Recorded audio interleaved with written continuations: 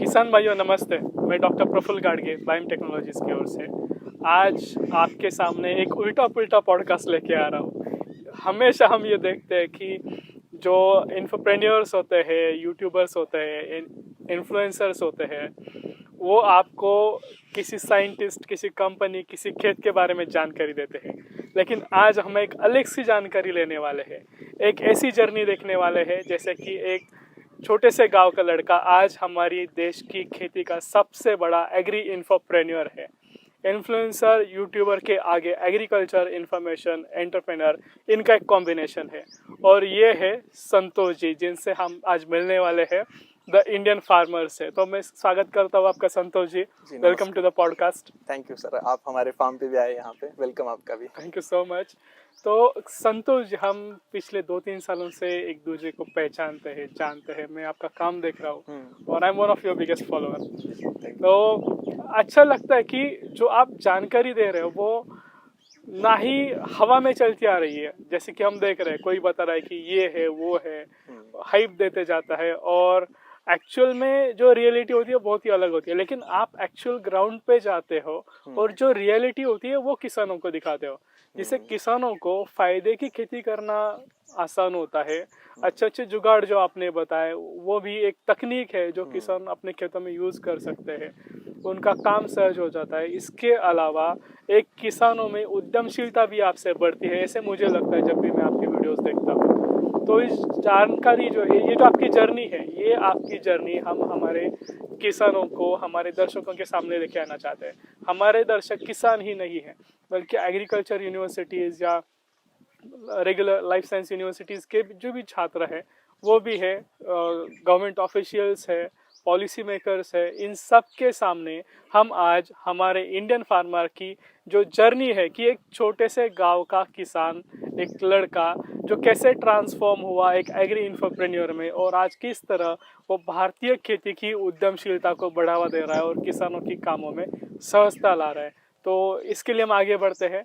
संतोष जी, कैसे शुरू हुई आपकी जर्नी, आप हमें थोड़ा सा बताएंगे चाहेंगे? जी नमस्कार सर, सबसे पहले तो नमस्कार। और ये स्टोरी बड़ी इंटरेस्टिंग रही है। मतलब वैसे तो अभी भी हम लगभग 8 साल से काम कर रहे हैं सोशल मीडिया पे, अलग अलग प्लेटफॉर्म्स पे, यूट्यूब है, इंस्टाग्राम है, फेसबुक है या अन्य जगह पे भी काम कर रहे हैं। अभी तो मुझे ऐसे लगता है कि अभी भी ये बहुत छोटा सा काम हुआ है। मतलब हमारा देश कृषि प्रधान देश है, जिस हिसाब से काम होना चाहिए अदर सेक्टर में बहुत बड़ा काम हुआ है, चाहे वो आईटी हो या अन्य कोई भी चीज़ हो। लेकिन एग्रीकल्चर में उतना डिजिटली भी मैंने देखा काम नहीं हुआ है और ग्राउंड पे भी काम नहीं हुआ है। तो हम एक छोटी सी कोशिश कर रहे हैं, एज अ ब्रिज की तरह काम कर रहे हैं। और मैं एक फार्मर हूँ, मैं महाराष्ट्र से, सांगली डिस्ट्रिक्ट से। विटा मेरा गाँव, एक छोटा विटा के पास में कारवे नाम का, तो यहाँ से मैं हूँ। मेरा एक छोटा सा गांव में यहाँ पे लोग 2 ही काम करते हैं। एक तो काम के लिए गांव छोड़ के बाहर जाते हैं या तो गांव में रह के खेती करते हैं। गांव छोड़ के बाहर इसलिए जाते हैं क्योंकि यहाँ पे हमारे यहाँ पे पानी ही नहीं था। ड्राई एरिया है हमारा ये खानापुर आठवाड़ी जो तहसील है, और यहाँ पे पानी न की बहुत कमी थी 2008 के पहले। तो उसके पहले ये ट्रेंड ही था यहाँ पे गाँव छोड़ के बाहर जाना। और हमारे यहाँ गाँव का लोगों का पेशा है कि सोना चांदी को पिघलाना, उसको प्यूरिफाई करना और प्यूरिफाई करके आगे प्रोसेस में जाता है। तो ये यहाँ के लोगों का काम है, जिसको बोलते हैं मराठी में गलाईचा व्यवसाय, गलाई का धंधा यहाँ के लोग करते हैं, सोने चांदी का। और हमारे जो पास में सिटी है विटा, उसको गोल्ड सिटी भी बोला जाता है इसीलिए। तो हमारे घर का भी यही काम है। मतलब मेरे पापा भी 1978-1980 में जो है यहाँ से काम के लिए ही बाहर यूपी चले गए थे, प्रयागराज में, जो कि पहले इलाहाबाद नाम था। तो वहाँ पे उन्होंने भी सोने चांदी का दुकान खोला, वो सेट हो गए वहाँ पे, फैमिली पूरी उधर थी। फिर मेरा जो स्कूलिंग है यहीं पे हुआ, कक्षा 1 से लेके 10 तक यहीं हुआ। तो मुझे 2 ही चीज़ों में ज़्यादा रस था, वो है खेती और स्पोर्ट्स में, स्कूल में। तो कक्षा 11 यहाँ पे हुई मेरी विटा में ही, बस से अप डाउन में करता था। तो घर पापा मुझे बोले कि भाई आप ये जो स्कूलिंग से अच्छा है बिजनेस आप करो, बिजनेस में अच्छा पैसा है, आप आगे जाओगे, पता नहीं जॉब आपको मिलेगी ना मिलेगी। और उस टाइम पे खेती का उतना तो बात हुआ नहीं था घर में। तो घर वालों ने मुझे भेज दिया उधर। एक्चुअली मुझे बीएससी एग्री करना था, पढ़ाई करनी थी आगे, क्योंकि एग्रीकल्चर मुझे बहुत पसंद था। लेकिन घर वालों ने भेजा बिजनेस के लिए 2011 में। फिर मैंने 12th उधर ही किया, प्रयागराज में, कानपुर यूनिवर्सिटी से। 12th करने के बाद फिर ज़्यादा कुछ स्कूलिंग हुआ नहीं, छोड़ दिया वहाँ पे। फिर मैंने 2011, 12, 13, 14, 15 5 साल मैंने वहीं पे, बहुत ही हार्ड वर्क था वो। रोज उठो, भट्टी के सामने खड़े रहो, भट्टी गरम भट्टी, वहाँ पे तपते हुए कोयले के सामने खड़े रहो, सोने चांदी को पिघलाओ। 200-300 डिग्री सेल्सियस का हाँ, टेम्परेचर है। बहुत टेम्परेचर था और मतलब ऐसे पतला हो गया था मैं काम कर करके वहाँ देखिए पे। मैंने आपकी पिछली फोटोज देखी। मतलब बहुत भयंकर काम था। सुबह 5-6 बजे मतलब हाथ से खाना बनाओ, फिर दोपहर को वही बर्तन धो, फिर वही शाम को फिर खाना बनाओ, फिर सुबह जल्दी उठो। मतलब संघर्ष था जीवन में। हाँ, मतलब एक रूटीन ऐसा हो चुका था कि वो थक गया था मैं कर करके। फिर वो सोच रहा था कि अब यहाँ पे मतलब मन नहीं लग रहा है, मतलब जो मन का इच्छा है, जो मुझे अंदर से कॉलिंग आ रहा था कि वो काम मुझे करना है। तो अब स्पोर्ट्स तो छूट ही गया था पहली चीज़ तो। अब बचा था जो है मेरे लिए खेती, जो कि मेरे लिए मुनासिब था, क्योंकि मैं दूसरा धंधा घर वाले करने नहीं देंगे, उतना पैसा भी नहीं था मेरे पास। और वैसे तो धंधे के लिए पैसे की ज़रूरत नहीं है, दिमाग की ज़रूरत होती है, लेकिन पहला कॉलिंग मेरा फार्मिंग ही करना था। तो घर की 10-11 एकड़ खेती है पुश्तैनी, और मैं घर वालों को बोला कि मुझे अब फार्मिंग करनी है 2016 में। तो लोग घर वाले बोलने लगे कि कौन ऐसा बंदा है दिखाओ कि जो खेती करके बड़ा हुआ है। अब मैं किसको दिखाऊं, मेरे लिए तो कोई आइडियल था नहीं उस टाइम पे। बट 2015-16 में जब इंटरनेट पे मैं सर्च कर रहा था कि ऐसी खेती देख रहा था जहाँ पे रिस्क कम हो, वातावरण से मैं लड़ सकूं, ऐसा कोई चीज़ है। मतलब वातावरण इतना चेंज हो रहा है, घर वाले वही मुझे बोल रहे थे कि एक तो उगा तो भाव नहीं मिलेगा, अच्छा आ भी गया तो वातावरण साथ नहीं देगा। तो ये सिस्टम सारी यहाँ पे इकोसिस्टम है नहीं फार्मिंग में। ऐसे पिताश्री मेरे पापा बोलने लगे थे बार बार ऐसे कि पापा ने 2008 में छोड़ दिया था उनका बिजनेस, गांव आ गए थे, वो देख रहे थे। 2008-9 में यहाँ पे हमारे कैनाल का पानी चालू हो गया था, ताकारी योजना है। तो हमारे यहाँ पे जो ड्राई एरिया था वो पूरा ग्रीन हो गया था, तो पानी आ गया था। तो मुझे एक आस लगी थी कि अब कुछ कर सकते हैं, पानी रेगुलर आ रहा है, गन्ना लगना स्टार्ट हो गया था, गन्ने की वजह से पैसा आना इस एरिया में स्टार्ट हो गया, इकोनॉमी बढ़ने लगी यहाँ पे। तो वो 7-8 साल का अंतराल में अपने आंखों से देख रहा था कि पैसा आ रहा है लोगों के पास, बट वो उतना बड़ा पैसा नहीं आ रहा है। तो मैंने गांव आने का निर्णय लिया था। बहुत विरोध हुआ घर से। पहला तो यही भी था कि मिलेगा नहीं पैसा, दूसरा था कि शादी नहीं होगी। और शादी का मसला जब आता है फार्मिंग किसान के लिए तो ये बहुत बड़ा टेंशन हो जाता है फिर। बिल्कुल। तो वो फिर भी मैंने कोशिश किया घर वालों को समझाया कि मैं पॉली हाउस करूंगा। मैं यहाँ पे आया 2016 में, मैंने आधे 10-10 गुंठे के 2 पॉली हाउस मैंने खड़े किए। और पहली क्रॉप मैंने खुद पॉली हाउस के बारे में मैंने केवीके में जाके ट्रेनिंग लिया, 16 में लगाया, 17 में उसमें 6-7 लाख रुपए के आसपास मैंने पहली क्रॉप में कमाया। फिर मैंने 17-18 ऐसे 2-3 साल अच्छा खासा मैंने पॉली हाउस में जब मैं खुद करता था उसमें। अभी यहाँ पे कैसा है कि मैं थोड़ा सा इन्फ्लुएंसर प्लस फार्मिंग अभी मिक्स हूँ, बट पहले तो फार्मिंग ही रहता है। बट उस टाइम पे हार्ड कोर ही फार्मर था। अभी भी पहले फार्मिंग फिर इन्फ्लुएंसिंग काम रहता है, क्योंकि अभी भी खेत में काम रहता है। तो 2017-18 में मैं खेती कर रहा था, मेरा फ्रेंड था आकाश, हम दोनों हमेशा बैठते थे, डिस्कशन चलता रहता था कि इतने सारे प्रॉब्लम है खेती में, कैसे सॉल्व होंगे। आकाश भाई मुझे बोल रहा था कि भाई जब उसका भी इंजीनियरिंग कंप्लीट हुआ था, वो गाँव आया था, तो वो भी मुझे बोल रहा था कि अब तुम्हें जब इतनी प्रॉब्लम आ रही है तो आम किसान को कितनी आती होगी, तुम तो पढ़े लिखे हो, इधर उधर घूमे हो, जा रहे हो, जानकारी ले रहे हो, पूरे महाराष्ट्र में घूम रहे हो, तो कैसे करोगे। तो मैंने कहा यार अपना तो हम कर रहे हैं सॉल्व धीरे धीरे, लेकिन और लोगों को भी कितनी दिक्कतें आ रही है, इसके लिए कुछ कर सकते हैं क्या। तो हम लोगों ने उस टाइम पे डिस्कशन करके ना, हम सोच रहे थे कि सोशल मीडिया पे हम काम करते हैं और जो हम खेत में हमारे कर रहे हैं वो दिखाते हैं। तो 2018 में पहली बारिश में हमने इंडियन फार्मर शुरू किया, और पहला वीडियो हमने डाला था मल्चिंग के शीट का। जब मल्चिंग शीट का वीडियो हमने डाला तो उसमें बहुत सारे कमेंट आए कि ये मल्चिंग शीट का काला कलर ऊपर रहना चाहिए या सिल्वर ऊपर रहना चाहिए, इसके ऊपर होल कैसे लेते हैं, ये मिलेगा कहाँ पे। तो हमें पता चला इसके बारे में लोगों को पता ही नहीं है। बिल्कुल। तो वहाँ से हमारी जर्नी स्टार्ट हुई इंडियन फार्मर की। तो हमने सोचा कि चलो और बेसिक में जाते हैं, अपने फार्म के ढेर सारे वीडियो बनाते हैं। तो लगभग अभी हमने हज़ारों वीडियो बनाए हैं अभी 7-8 सालों में। शॉर्ट वीडियो 2-3 हज़ार बनाए हैं, लॉन्ग फॉर्मेट 1000 वीडियो बनाए हैं। तो ये करते करते ही हमें समझ में आया कि बहुत सारी दिक्कतें हैं और ये 2-4 साल में सुधरने वाला नहीं है। इसको लिए बहुत लंबा समय चाहिए, 10 साल, 15 साल, 20 साल, क्योंकि जितना सालों से लंबे सालों से बिगड़ता गया है उतना ही समय चाहिए सुधरने के लिए। तो 2018 में जो जर्नी हमने स्टार्ट की थी, अभी 7-8 साल होने को अभी 10 मिलियन की कम्युनिटी हो चुकी है। बहुत बढ़िया। और बहुत अच्छा खासा नेटवर्किंग हो गया है, और बहुत अच्छे लोगों से कनेक्शन होने की वजह से बहुत कुछ सीखने को मिलता है। और एक्चुअली 2018 में जो था और 2025 में अभी मैं हूँ, वो बहुत बदल हुआ मेरे में खुद में, क्योंकि मुझे ऐसा नहीं कि मैं एक इन्फ्लुएंसर हूँ तो मैं वीडियो बना रहा हूँ, लोगों को फायदा हो रहा है, मुझे भी हो रहा है। क्योंकि जब मैं वीडियो बनाने के लिए उनके फार्म पे जाता हूँ, उनसे बहुत सारी चीज़ें मुझे सीखने को मिलती हैं। मुझे कमेंट्स आते हैं, ईमेल आते हैं, लोग वीडियोस भेजते हैं, उससे भी मुझे सीखने को मिलता है। मुझे सबसे पॉजिटिव ये लगा कि मैंने ये जो इन्फ्लुएंसिंग में जब मैं आया, मतलब सोशल मीडिया पे, इससे मुझे फ़ायदा ये हुआ कि मुझे बहुत बदलाव हुआ, मुझे देखने को मिला चीज़ें। मतलब एक पॉइंट ऑफ व्यू आपका बदलता है। लोगों का कैसा होता है कि एक दिमाग फिक्स स्ट्रक्चर ढांचे में रहता है, वो ढांचा बदलने में, उस शेल से बाहर निकलने में बहुत टाइम लगता है। लेकिन जब आप चीज़ों को देखते हैं, परखते हैं, उसके पास जाते हैं, तो आप शेल से फास्ट निकलते हैं, और शेल से जब निकलते हैं तो आप उस तेजी से काम करते हैं और आगे स्पीड से बढ़ते हैं। जैसे पानी के डबके में अगर कोई है तो उसको लगता है कि यही मेरा यूनिवर्स, यही हाँ। मेरा विश्व है, लेकिन वहां से अब अगर बाहर जाते हो तो आगे तालाब है, नदी या समुंदर है, तो एक पूरी बहुत बड़ी दुनिया वहाँ पे होती है। वहाँ का एक सर्वाइवल अलग होता है, वहाँ का एक्सपीरियंस अलग होता है।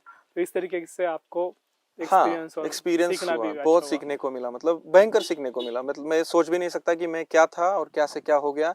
मैंने खुद मेरे फार्म पे मतलब शिमला मिर्च, टमाटर, अंगूर भी अभी 2 साल से लगाया है। देखिए मैंने अंगूर अभी वो मैंने निकाल भी दिया क्योंकि मैंने गलत प्लांटिंग मटेरियल चूज किया। एजुकेशन का प्रॉब्लम, मुझे स्टार्ट में 2-3 साल पहले पता नहीं था कि प्लांटिंग मटेरियल ऐसा चाहिए, वैसा चाहिए। सबसे बड़ी दिक्कत यही हमें ये 7-8 सालों से समझ में आई कि एजुकेशन।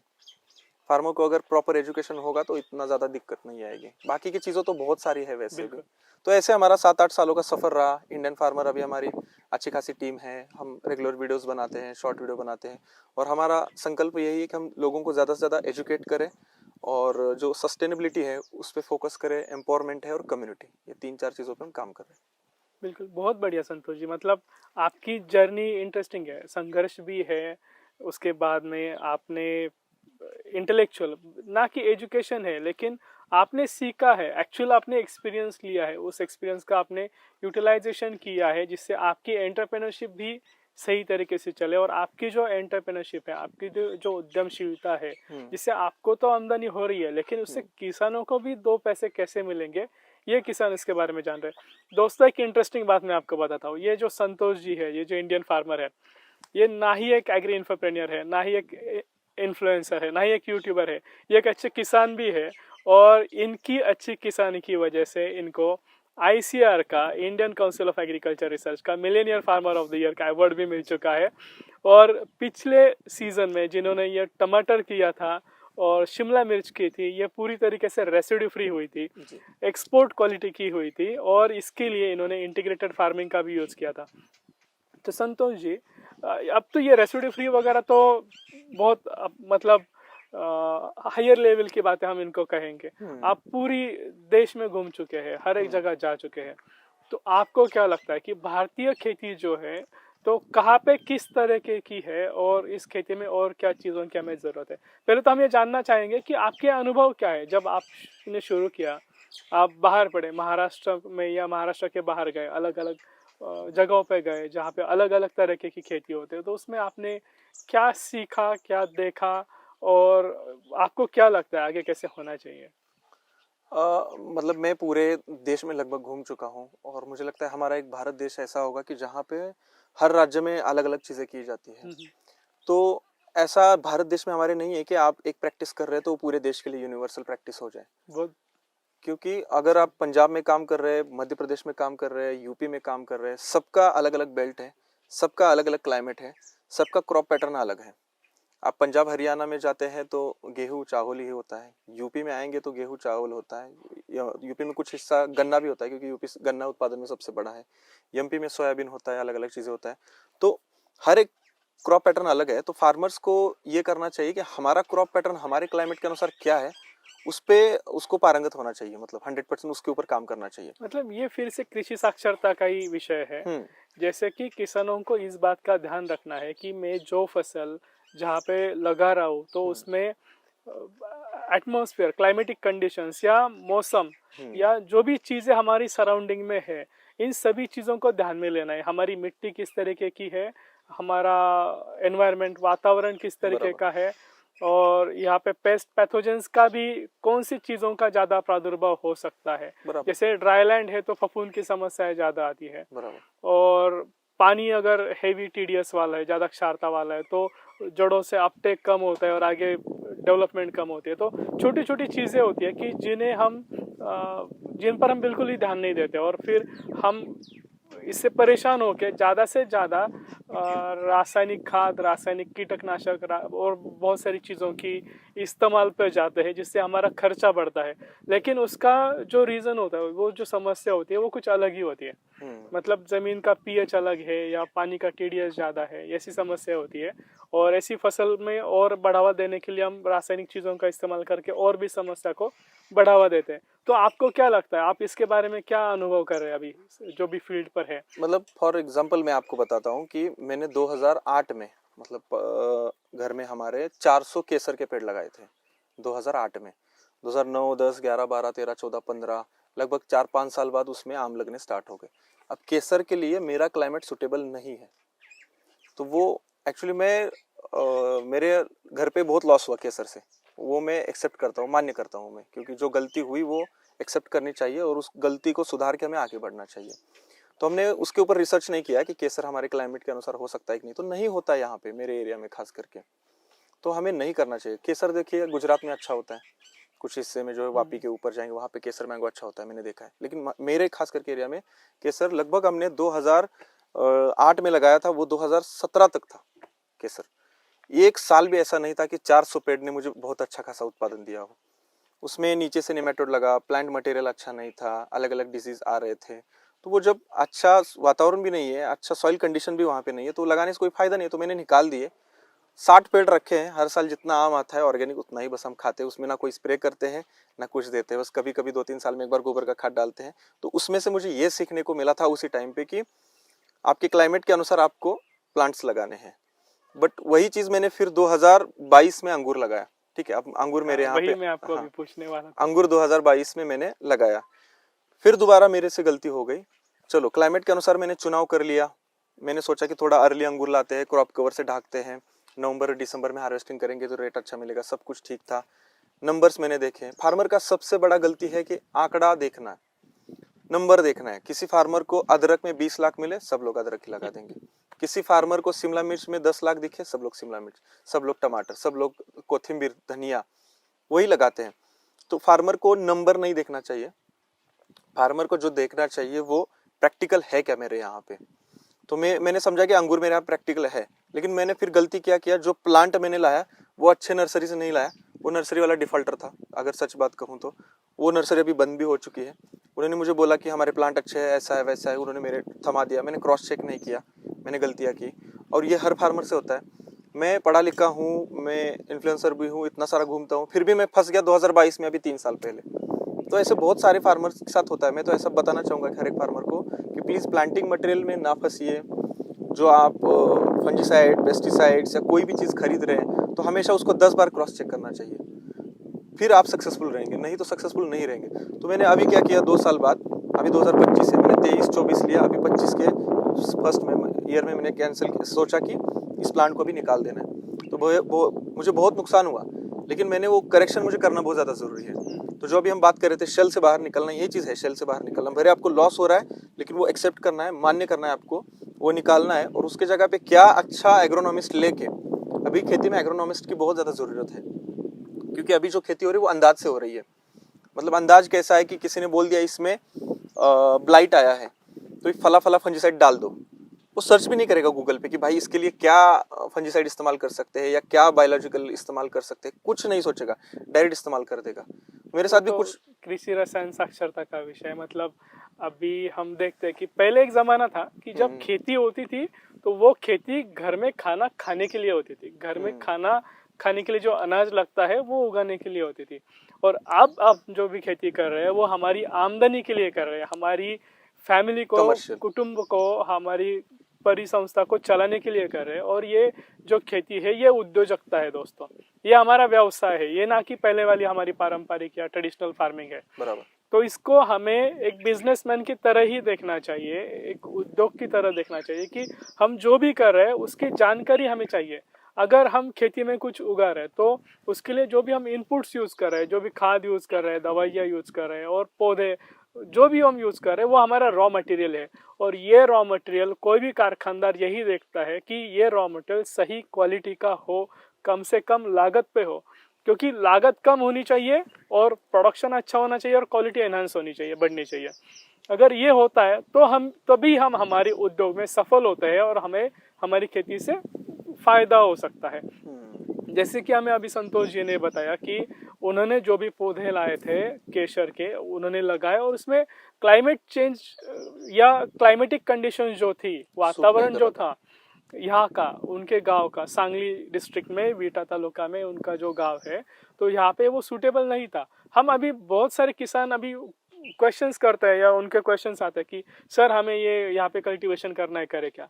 लेकिन हम उनको यही बताते हैं कि आपको जो भी कल्टीवेशन करना है तो ये कल्टीवेशन, जैसे आपने कोई रील देखी, वीडियो देखा, तो माइंड में कुछ चल जाता है, शुरू हो जाता है, डोपामाइन सिक्रेशन बढ़ जाता है, एक्साइटमेंट बढ़ जाती है, और हम करने लगते हैं कि ये हमें करना है खेती में। और बहुत सारे फार्मर्स ऐसे हॉलीडे संडे फार्मर्स होते हैं अभी जो बहुत बड़ी इन्वेस्टमेंट खेती में करते हैं। हाँ, कहीं पे देख लिया स्ट्रॉबेरी तो लगा दिया स्ट्रॉबेरी, लेकिन हाथ में कुछ नहीं है, लाखों का लॉस उसमें हो गया। लेकिन दोस्तों, इसमें अगर आप पढ़ाई करोगे तो आप स्ट्रॉबेरी भी कर सकते हो, वो भी विदर्भ जैसे एरियाज में जहाँ पे टेम्परेचर हाई होता है वो भी रही है। लेकिन उसके लिए आपको खेती में पढ़ाई करनी पड़ेगी, ये पढ़ाई बहुत जरूरी है। इसे कहते हैं हम कृषि साक्षरता। और जिसे यहाँ पे कौन सी स्ट्रॉबेरी की वैरायटी में लगा सकता हूँ, उसको क्या न्यूट्रिशन की ज़रूरत है, उसके लिए क्या रोग आ सकते हैं, कौन सी कीटक आती है, उसके लिए मुझे पहले से ही क्या उपाय योजना करनी पड़ेगी, कौन सा सीजन सूटेबल रहेगा, इसके अकॉर्डिंगली करना पड़ता है। जैसे अभी अंगूर का भी इन्होंने बताया कि अंगूर का भी प्लांटेशन किया था, लेकिन वो जो पौधे थे वो सही नहीं निकले। तो जब भी हम नर्सरी में जाते हैं तो वो हमारा पहला स्टेप है। तो नर्सरी में जाने के पहले हमें ये अभ्यास करना है कि हमें कौन सी सही फसल, सही वैरायटी की सिलेक्शन करना है, हाइजीन है चूज करना है। बिल्कुल, उसकी नर्सरी कैसी है, वो मान्यता प्राप्त है कि नहीं, कुछ नहीं तो फर्जी लोग ऐसे ही मतलब बनाते हैं, तुरंत बेचने लगते हैं। मेरे साथ वही हुआ, मतलब मैंने जल्दबाजी में प्लांट कोई उठा के लाया।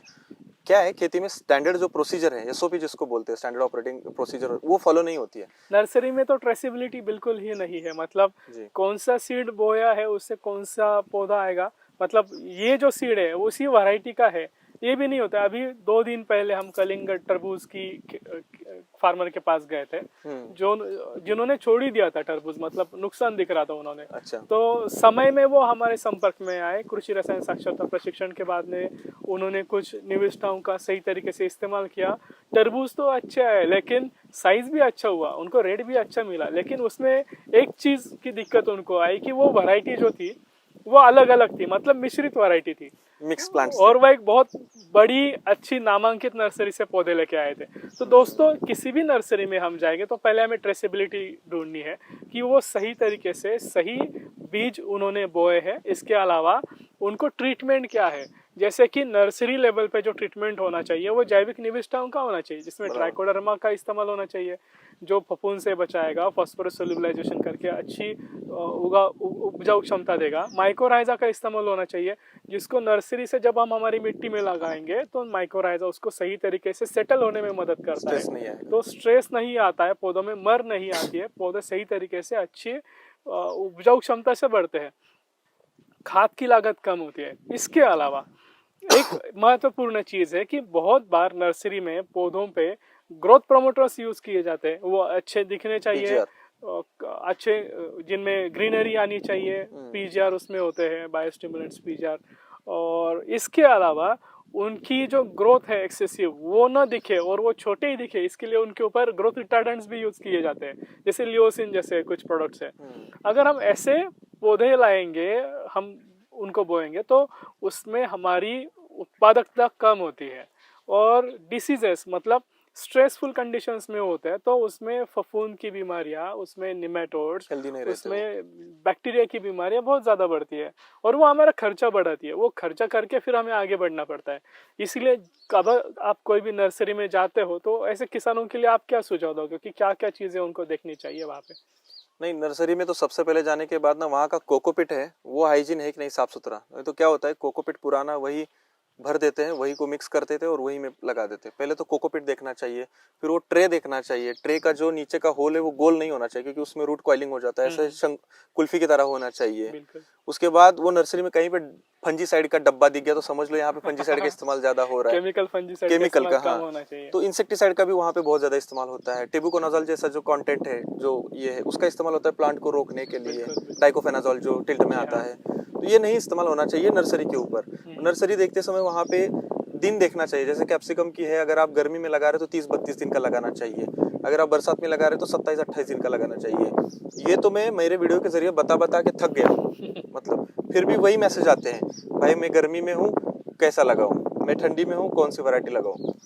अगर 2 मिनट अगर रिसर्च अच्छे से कर ले फार्मर गूगल पे जाके कि कैप्सिकम की कौन कौन सी वैरायटी अच्छी है, उसके कैरेक्टर क्या है, वो मेरे एरिया में आ पाता है ना, तो गूगल पे भी इन्फॉर्मेशन मिल जाएगी। या कोई अच्छी कंपनी है सीड्स की, उनको कॉल करके भी पूछ ले कि किस तरीके से हमें सीड कौन सा लगाना चाहिए, तो वो भी अच्छे से बता देते हैं।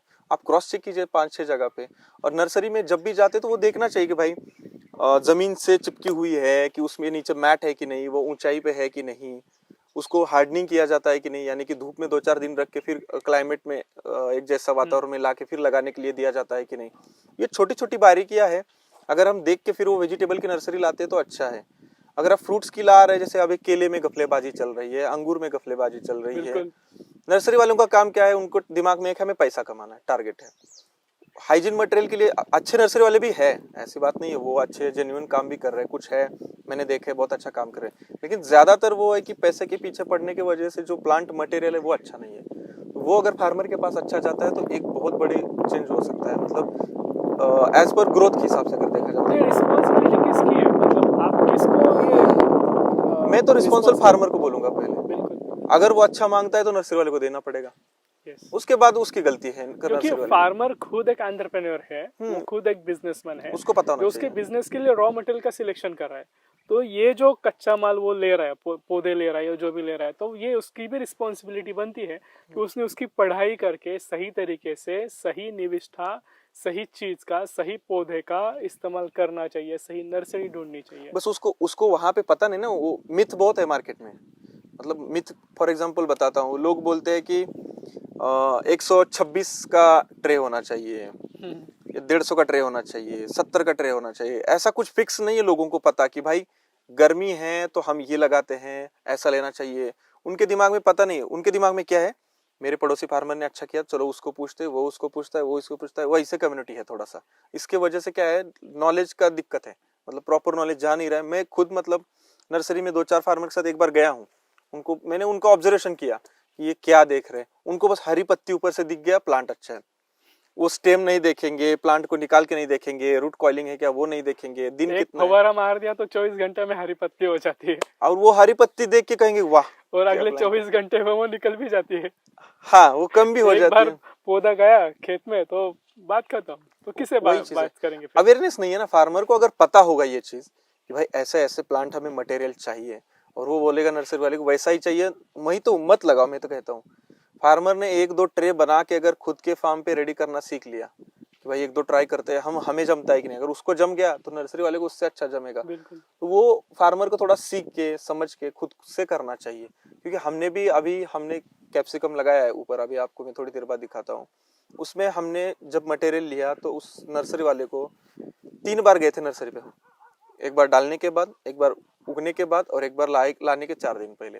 तीनों बार मैंने बोला था ना उसमें थ्रिप्स होना चाहिए, ना उसमें माइट्स होना चाहिए, ना कोई स्पाइट होना चाहिए, स्पॉट होना चाहिए, ना निमेटोड होना चाहिए, सब कुछ क्लियर होना चाहिए। और जब आने के बाद उसमें हमने माइकोराइजा में डुबोया, पूरा डुबो देने के बाद फिर लगाया माइकोराइजा प्लस बिवेरिया मेटाराइजम वर्टिसिलियम, उसमें डुबो के ये सब लगाया। अब लोगों को ये पता भी नहीं कि बिवेरिया क्या होता है, मेटाराइजम क्या होता है, माइकोराइजा क्या होता है।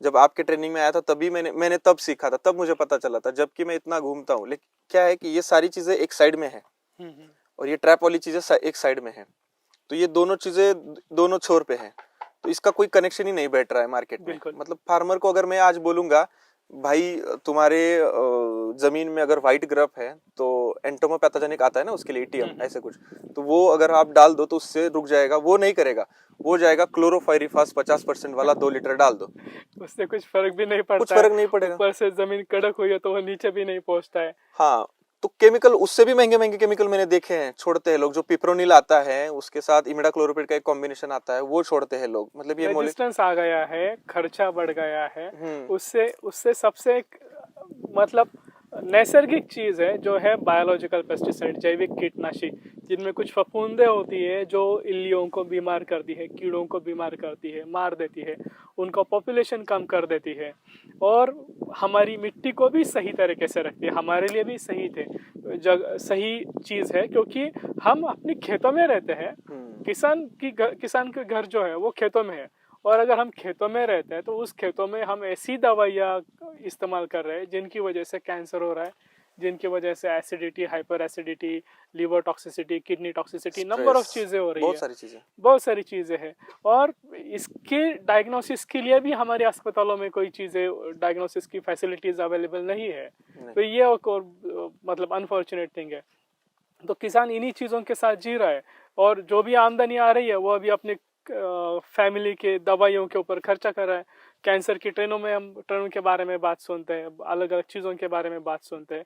तो दोस्तों, जैविक कीटनाशी दवाओं का इस्तेमाल अगर हम करेंगे तो इससे हमारी लागत कम होती है, इल्ली मर जाती है। जैसे कि हम अगर केमिकल पेस्टिसाइड यूज करते हैं, केमिकल दवा यूज करते हैं, तो इल्ली को मार देगी, उसका काम खत्म हो जाएगा। बाद में फिर मारना पड़ेगा। हाँ, फिर मारना पड़ेगा। लेकिन अगर हम जैविक कीटनाशी दवा यूज करते हैं, जो कई फफूंद है और बैक्टीरिया है, जैसे बैसिलस थुरिनजेनेसिस है, मेटाराइजियम, बीवेरिया, वर्टिसिलियम, तो ये जो दवाइयाँ है ये उस इल्ली को ना ही मारती है बल्कि उसके ऊपर वो बढ़ती है, उससे उसके बीजाणु उठते हैं और वो बीजाणु हमारी खेतों में पसरते हैं, और खेतों में फैलने के बाद में जो भी और कोई कीटक इनकी संपर्क में आ जाता है उनको वो इन्फेक्ट कर देते हैं। उनको इन्फेक्ट करने के बाद में फिर वो कीटक जो है वो बीमार होकर मर जाता है। ऐसे इनका साइकिल चलता रहता है। जबकि अगर हम कोई फफूंदनाशक यूज करेंगे या हाई टेम्परेचर रहेगा तब तक इनका काम चालू रहता है। तो इस तरीके से आगे लगने वाली रासायनिक दवाओं का इस्तेमाल भी कम हो जाता है। हमारी जो खेती है वो कीटनाशक रहित, या जैसे अभी कह रहे हैं कि विष रहित अन्न जो है वो हम उगा सकते हैं, जो आज के लोगों की जरूरत है, जिसके लिए लोग आज मार्केट में 2 पैसे ज्यादा देने के लिए तैयार है, जिसे रेसिड्यू फ्री भी कहा जाता है। तो संतोष जी, आप अब जो डिफरेंट स्टेट्स में जा रहे हो, तो आपके कुछ अनुभव आप हमें से साझा कीजिएगा कि आपको क्या अनुभव आ रहा है, किस स्टेट्स में आप गए हो, उसमें आपको क्या अनुभव आ रहा है, उसमें आपको क्या सीखने को मिल रहा है। कुछ अच्छी भी चीजें होती है, कुछ गलत भी है, तो आप कुछ बताना चाहेंगे? सबसे बड़ी तो अभी आपने जो बात की उसके ऊपर मुझे थोड़ा सा बोलना है कि सबसे बड़ी दिक्कत क्या है ना, फार्मर के पास पैसा नहीं है मतलब, और उसके दिमाग में एक बात ये बैठ गई है कि अगर पैसा मेरे पास है भी तो मुझे बहुत ज्यादा पैसा लगाना है तब बहुत ज्यादा उत्पादन आएगा। ये एक मानसिकता हो गई है किसानों की। तो ये तो इंडस्ट्री किसान को वही बोलेगी ना कि इंडस्ट्री को सेल करना है किसान को।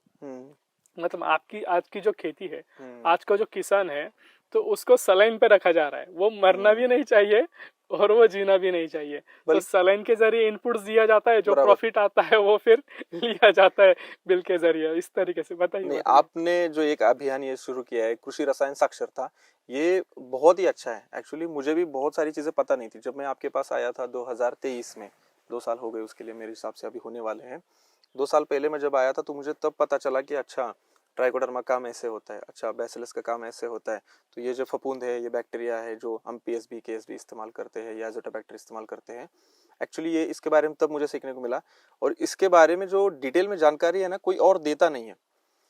और इसको इस्तेमाल करने की वजह से कम 30% तो आपका जो खर्चा है बाकी का, मतलब केमिकल का है या आप फर्टिलाइजर का इस्तेमाल कर रहे हैं, तो इसमें 30% का तो फर्क पड़ ही जाता है। क्योंकि मैंने जब टमाटर के ऊपर स्प्रे किया था, जैसे बीवीएम आता है, बीवेरिया, मेटाराइजम और वर्टिसिलियम, उसके साथ मैंने प्रोक्लेम का इस्तेमाल किया था, तो मल्चिंग के पेपर के ऊपर छोटी छोटी इल्लियां गिरी हुई मुझे दिखे थी। मतलब लाइव एग्जांपल है ये कि मैंने वो डिब्बे में भर के वो भेजा भी था कि इल्लिया इसी की है या चिमनी की विष्टा है, ऐसा मुझे लगा था, लेकिन वो ओरिजिनल इल्लिया ही थी। तो मुझे लाइव एक्सपीरियंस करने को मिला, वो भी मेरे हिसाब से 48 घंटे के अंदर। जब एक कोई चीज, वही चीज मैं केमिकल का इस्तेमाल करता हूँ, तो वो थोड़ा सा समझने में काफी कंफ्यूजन हो जाता है कि किस चीज से मुझे रिजल्ट आया और किस चीज से नहीं आया। तो यहाँ पे ये नेचुरल चीजें हैं, और इस नेचुरल चीजों का इस्तेमाल करके अगर हम कॉस्ट कटिंग कर रहे हैं, उत्पादन हमारा बढ़ रहा है, तो वो बहुत ही बेहतर है किसानों के लिए।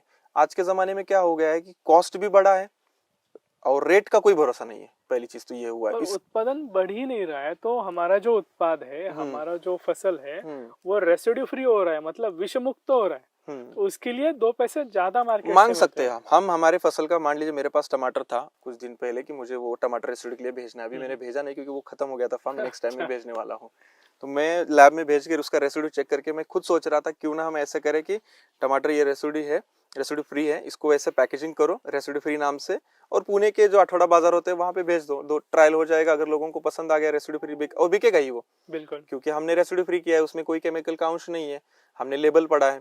लोग लेबल भी नहीं पढ़ते हैं कि भाई कौन सा लेबल है, उसके अंदर कितना पीएच है, कितने दिन तक उसका रेसिड्यू उसके अंदर रहेगा, 1 दिन का है, 10 दिन का है, 5 दिन का है, उन्हें एक ही पता है। दुकानदार बोल रहा है ये लेके जाओ, वो लेके जाने का, वो स्प्रे करने का, उसका नंबर बढ़ता है। उत्पादन का रेसिड्यू भी नहीं है, उत्पादन पता नहीं कितना आएगा, इसका भी गारंटी नहीं है। बट मैं बोलता हूँ उत्पादन का गारंटी छोड़ दो, दिमाग से निकाल दो। हाँ ठीक है, मान लो वातावरण खराब हो गया, कुछ भी हो सकता है, बट जो खर्चा कर रहे हैं वो अपने हाथ में है। बिल्कुल, अगर उसको हम कंट्रोल करते हैं तो इधर भी कंट्रोल हो जाएगा। तो वो हम करने की कोशिश कर रहे हैं। अभी हम शिमला मिर्च है, टमाटर है, 2 एकड़, अभी गर्मी का स्टार्टिंग है, हमारा खर्चा हिसाब से ये भी चल रहा है, और ना ओवर खर्चा है ना कम खर्चा है, लेकिन एक लिमिट है, उतना खर्चा करना ही पड़ेगा। ऐसा नहीं कि आप बायोलॉजिकल, मतलब मैं लाइव एक्सपीरियंस बताता हूँ आपको कि आप 100% बायोलॉजिकल की तरफ अभी नहीं जा सकते, बिल्कुल, या 100% केमिकल की तरफ भी मत जाओ, मैं तो बोलूंगा। इंटीग्रेटेड करना है। हाँ, अभी मिक्सिंग करके चल सकते हैं, और लोगों को ये भी नहीं पता है कि हम फफूंद किसके साथ क्या बायोलॉजिकल mix करें। फफूंद नाशक के साथ हम इंसेक्टिसाइड मिक्स करके डाल सकते हैं। तो ये मैं कहूँगा कि नॉलेज का प्रॉब्लम है। एक तो पहला पैसा की दिक्कत, वो हो गया, तो फिर नॉलेज की दिक्कत, और फिर वो इम्प्लीमेंटेशन की दिक्कत, मतलब सब अप्लाई करने की दिक्कत। तो सारा का ऐसा कंफ्यूजन में है फार्मर, अभी बहुत कंफ्यूजन हो जाता है। कोई नई फसल लगाने जाता है तो वो 10 बार सोचता है कि मैं लगाऊं कि ना लगाऊं, लगाया तो मैं क्या छिड़कना है, दुकानदार बताता है, वो सारा गड़बड़ है सिस्टम, मतलब अनऑर्गेनाइज ही नहीं है। मैं इतने नॉलेज ही नहीं है, मतलब साक्षरता ही नहीं है, नहीं तो नहीं, वो कंफ्यूजन होने ही वाला है। बल्कि और इसी कंफ्यूजन का इस्तेमाल कंपनियां करती है, हम्म, और फिर किसानों को ज्यादा निविष्ठाएं बेची जाती है। जब भी कोई दिक्कत है तो हम क्या करते हैं, किसी सेवा केंद्र में जाते हैं और कहते हैं कि भाई जी ये यहाँ पे ये दिक्कत है, ये टमाटर है, इसको हाँ, सड़न लग रही है। अरे भाई सड़न लगती है तो उसमें कैल्शियम डेफिशिएंसी भी हो सकती है ना, हम्म, उसमें न्यूट्रिशन डेफिशिएंसी हो सकती है, और बहुत सारी चीजें होती है, और उसके लिए वो हमें दवाई देता है। उसमें होता है एक फफूंदनाशक, एक एंटीबायोटिक भी होता है, वैलिडामाइसिन, कैप्सिकोमाइसिन, नंबर ऑफ बराबर, एंटीबायोटिक्स का इस्तेमाल बहुत ज्यादा हो रहा है टमाटर पे।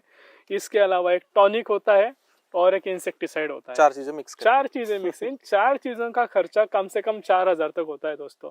और ये जो एंटीबायोटिक्स हम यूज कर रहे हैं ना, ये वही दवाइयाँ है जो ट्यूबरकुलोसिस जैसे डिसीज के लिए ट्रीटमेंट के लिए भी यूज की जाती है, और वो सबसे ज्यादा हम हमारी बॉडी पे लेते हैं, हमारी सांसों में ले लेते हैं। और फिर अगर हमें कोई दिक्कत हो तो हमारे ट्रीटमेंट कौन सी दवाई से करोगे, क्योंकि इसको तो रेजिस्टेंस आ जाएगा।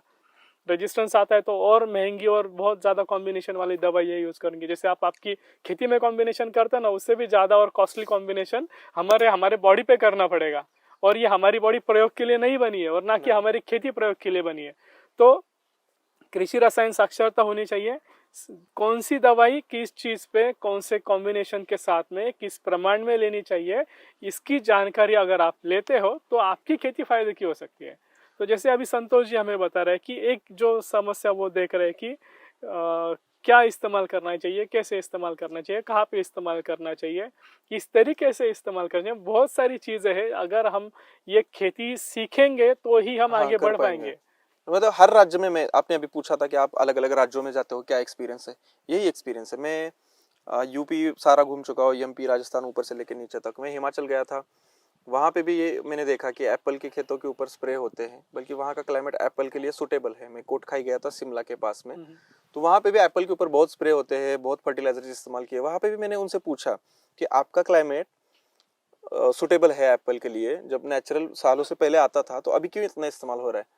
तो उन्होंने बोला ज्यादा उत्पादन लेना है। मैंने ज्यादा मतलब कितना, मतलब कुछ तो उसका आंकड़ा होगा। अब जैसे अंगूर का खेत है, अंगूर का एक झाड़ है, एक प्लांट, एक पौधा है, उसके लिए लिमिट है 10 से 12 किलो आप लो, 10 से 12 किलो अंगूर लो।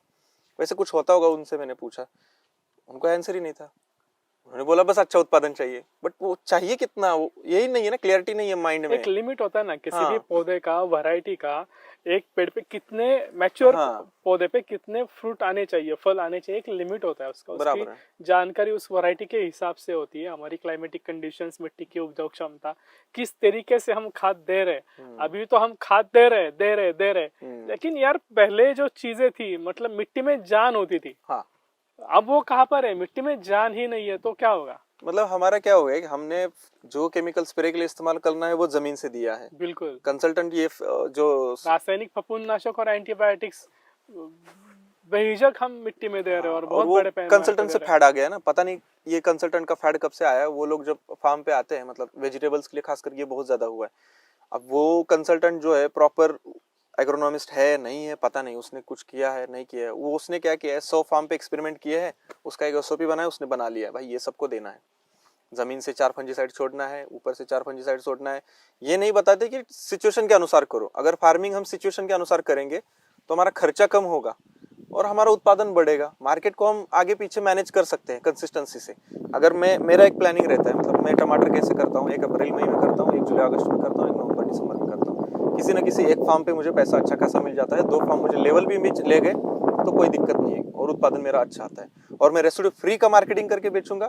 जब 10 रुपए टमाटर रहेगा तो 20 से भी मैं बेच सकता हूँ, क्योंकि लोगों को अभी हेल्दी चाहिए, अवेयरनेस बढ़ रही है, शहरों में हेल्दी चाहिए। 20 की जगह पे वो 50-100 रुपए देने के लिए भी रेडी है। मॉल्स में भी है, हाँ, रिसोर्सेज। पुणे में देखिए आप, पुणे में, मुंबई में, बेंगलोर में रेसिड्यू फ्री एक अंगूर वगैरह भी मिलते हैं। आम जो अंगूर होते हैं वो होते हैं 40-50 रुपए किलो में, और जो रेसिड्यू फ्री होता है वो 120 से लेकर 200-300 रुपए किलो में होते हैं। किसको एंटीबायोटिक्स खाने हैं, किसको केमिकल फंजीसाइड्स खाने हैं, तो ये भी आज लोग सोच रहे हैं। कोविड के बाद में भारतीय खेती में बहुत सारा बदलाव हुआ है। तो आपने क्या ये चेंज देखा है? कोविड के पहले की खेती भी आपने देखी है, कोविड के बाद की भी देखी है, तो आपको क्या लगता है किस तरीके से बदलाव हुआ है?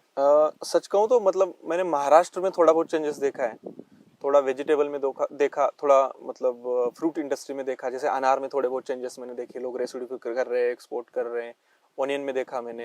लेकिन महाराष्ट्र के बाहर जैसे एमपी है, बड़े बड़े राज्य है, यूपी है, राजस्थान है, गुजरात है, यहाँ पे मुझे चेंजेस सच में नहीं दिखे। मतलब मैंने ऑब्जर्वेशन किया कि बड़ा ड्रास्टिक चेंज नहीं दिखा कि वहाँ पे कोई नया क्रॉप पैटर्न आ गया, किसी ने R&D किया, बड़े पैमाने पे गया। जैसे अभी एवोकाडो का नया ट्रेंड आ रहा है, एवोकाडो के कुछ फार्मर्स ने लगा के वहाँ पे संतरा में ICR ने नई वैरायटी लाई है, नागपुर से आ रही है। हाँ, मतलब ऐसे कुछ कुछ हुआ है, बट जो बड़े पैमाने पे होना चाहिए। मतलब देखो देखिए 5 साल का एक टाइम है ना, इसमें कुछ ना कुछ बड़ा होना चाहिए। 10 साल भी हो गए तो वही चीज अगर आप देख रहे हो, वही सोयाबीन के बाद सरसों या चना, यही MP में हो रहा है। गुजरात में कुछ एरिया है जहाँ पे वही जीरा के बाद या और कुछ, या वही प्लानिंग सब चल रहा है, या कहीं पे मक्का है, मक्के के बाद ये है। तो इसमें एक लिमिटेशन है।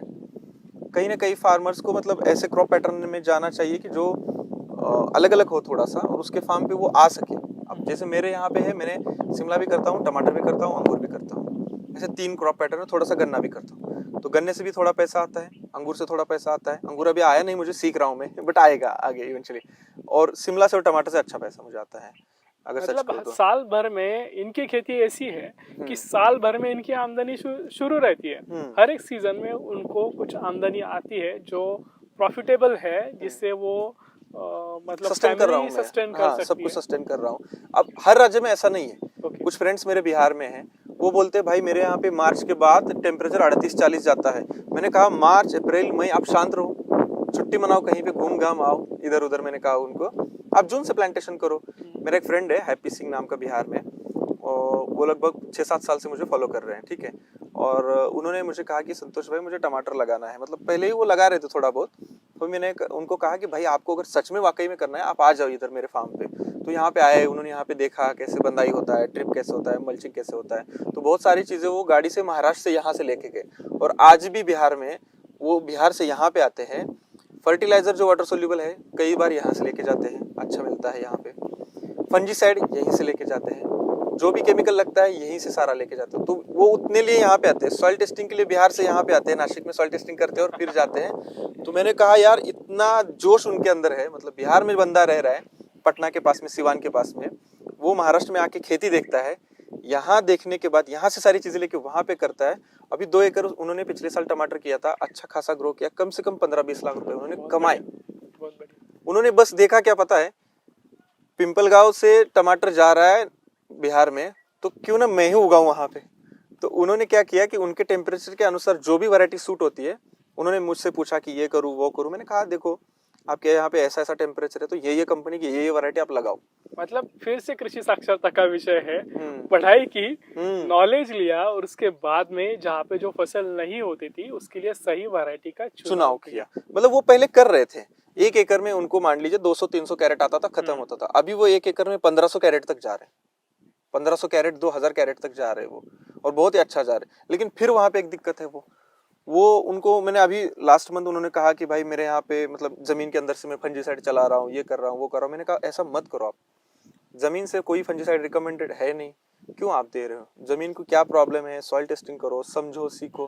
पहली चीज तो अगर नॉलेज की बात की जाए तो हमारे यहाँ पे सॉइल टेस्टिंग नहीं होता इंडिया में, मिट्टी का परीक्षण होता नहीं है, और जहाँ पे होता भी है उसकी एक्यूरेसी का कोई गारंटी नहीं है, होता है बहुत कम ऐसे लैब है जहाँ पे अच्छा खासा होता है। पेटिल एनालिसिस किसी को पता ही नहीं है, जो डंठल का परीक्षण होता है वो पता ही नहीं किसी को। मतलब इतनी सारा महाराष्ट्र में पता है, आपको पता है, मुझे पता है, लेकिन अदर स्टेट का ये हाल है। जब मैं घूमता हूँ, जब मैं फार्मर से मिलता हूँ, तो मुझे पता चलता है कि कितना बड़ा गैप है।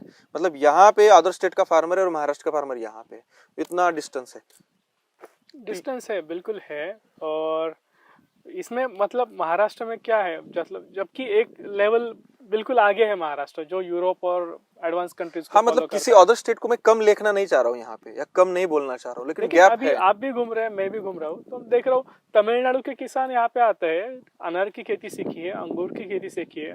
वहाँ पे मैंने विजिट भी की थी, उड़ाईपट्टी गांव है मदुरई से 3.5 किलोमीटर के आसपास। तो वहाँ की जो अनार और अंगूर की खेती है वो महाराष्ट्र से भी बढ़िया हो रही है। बढ़िया। और मेघालय के कुछ एरियाज में गया था जहाँ पे मैंने कुछ गवर्नमेंट ऑफिशियल्स का, bio resource development centre BRDC, Meghalaya government की अथॉरिटी, वहाँ पे ट्रेनिंग लिया था, वहाँ पे किसानों से मिला। वहाँ की स्ट्रॉबेरी है, और हम जो एक्सपोर्ट के लिए जो वेजिटेबल्स होते हैं वो महाराष्ट्र से भी बढ़िया हो रहा है। इसके अलावा ओनियन, प्याज, जो महाराष्ट्र उसमें सबसे आगे कहा जाता है, तो MP, गुजरात, राजस्थान, यहाँ पे ये जो चीज़ है वो महाराष्ट्र भी अच्छी हो रही है।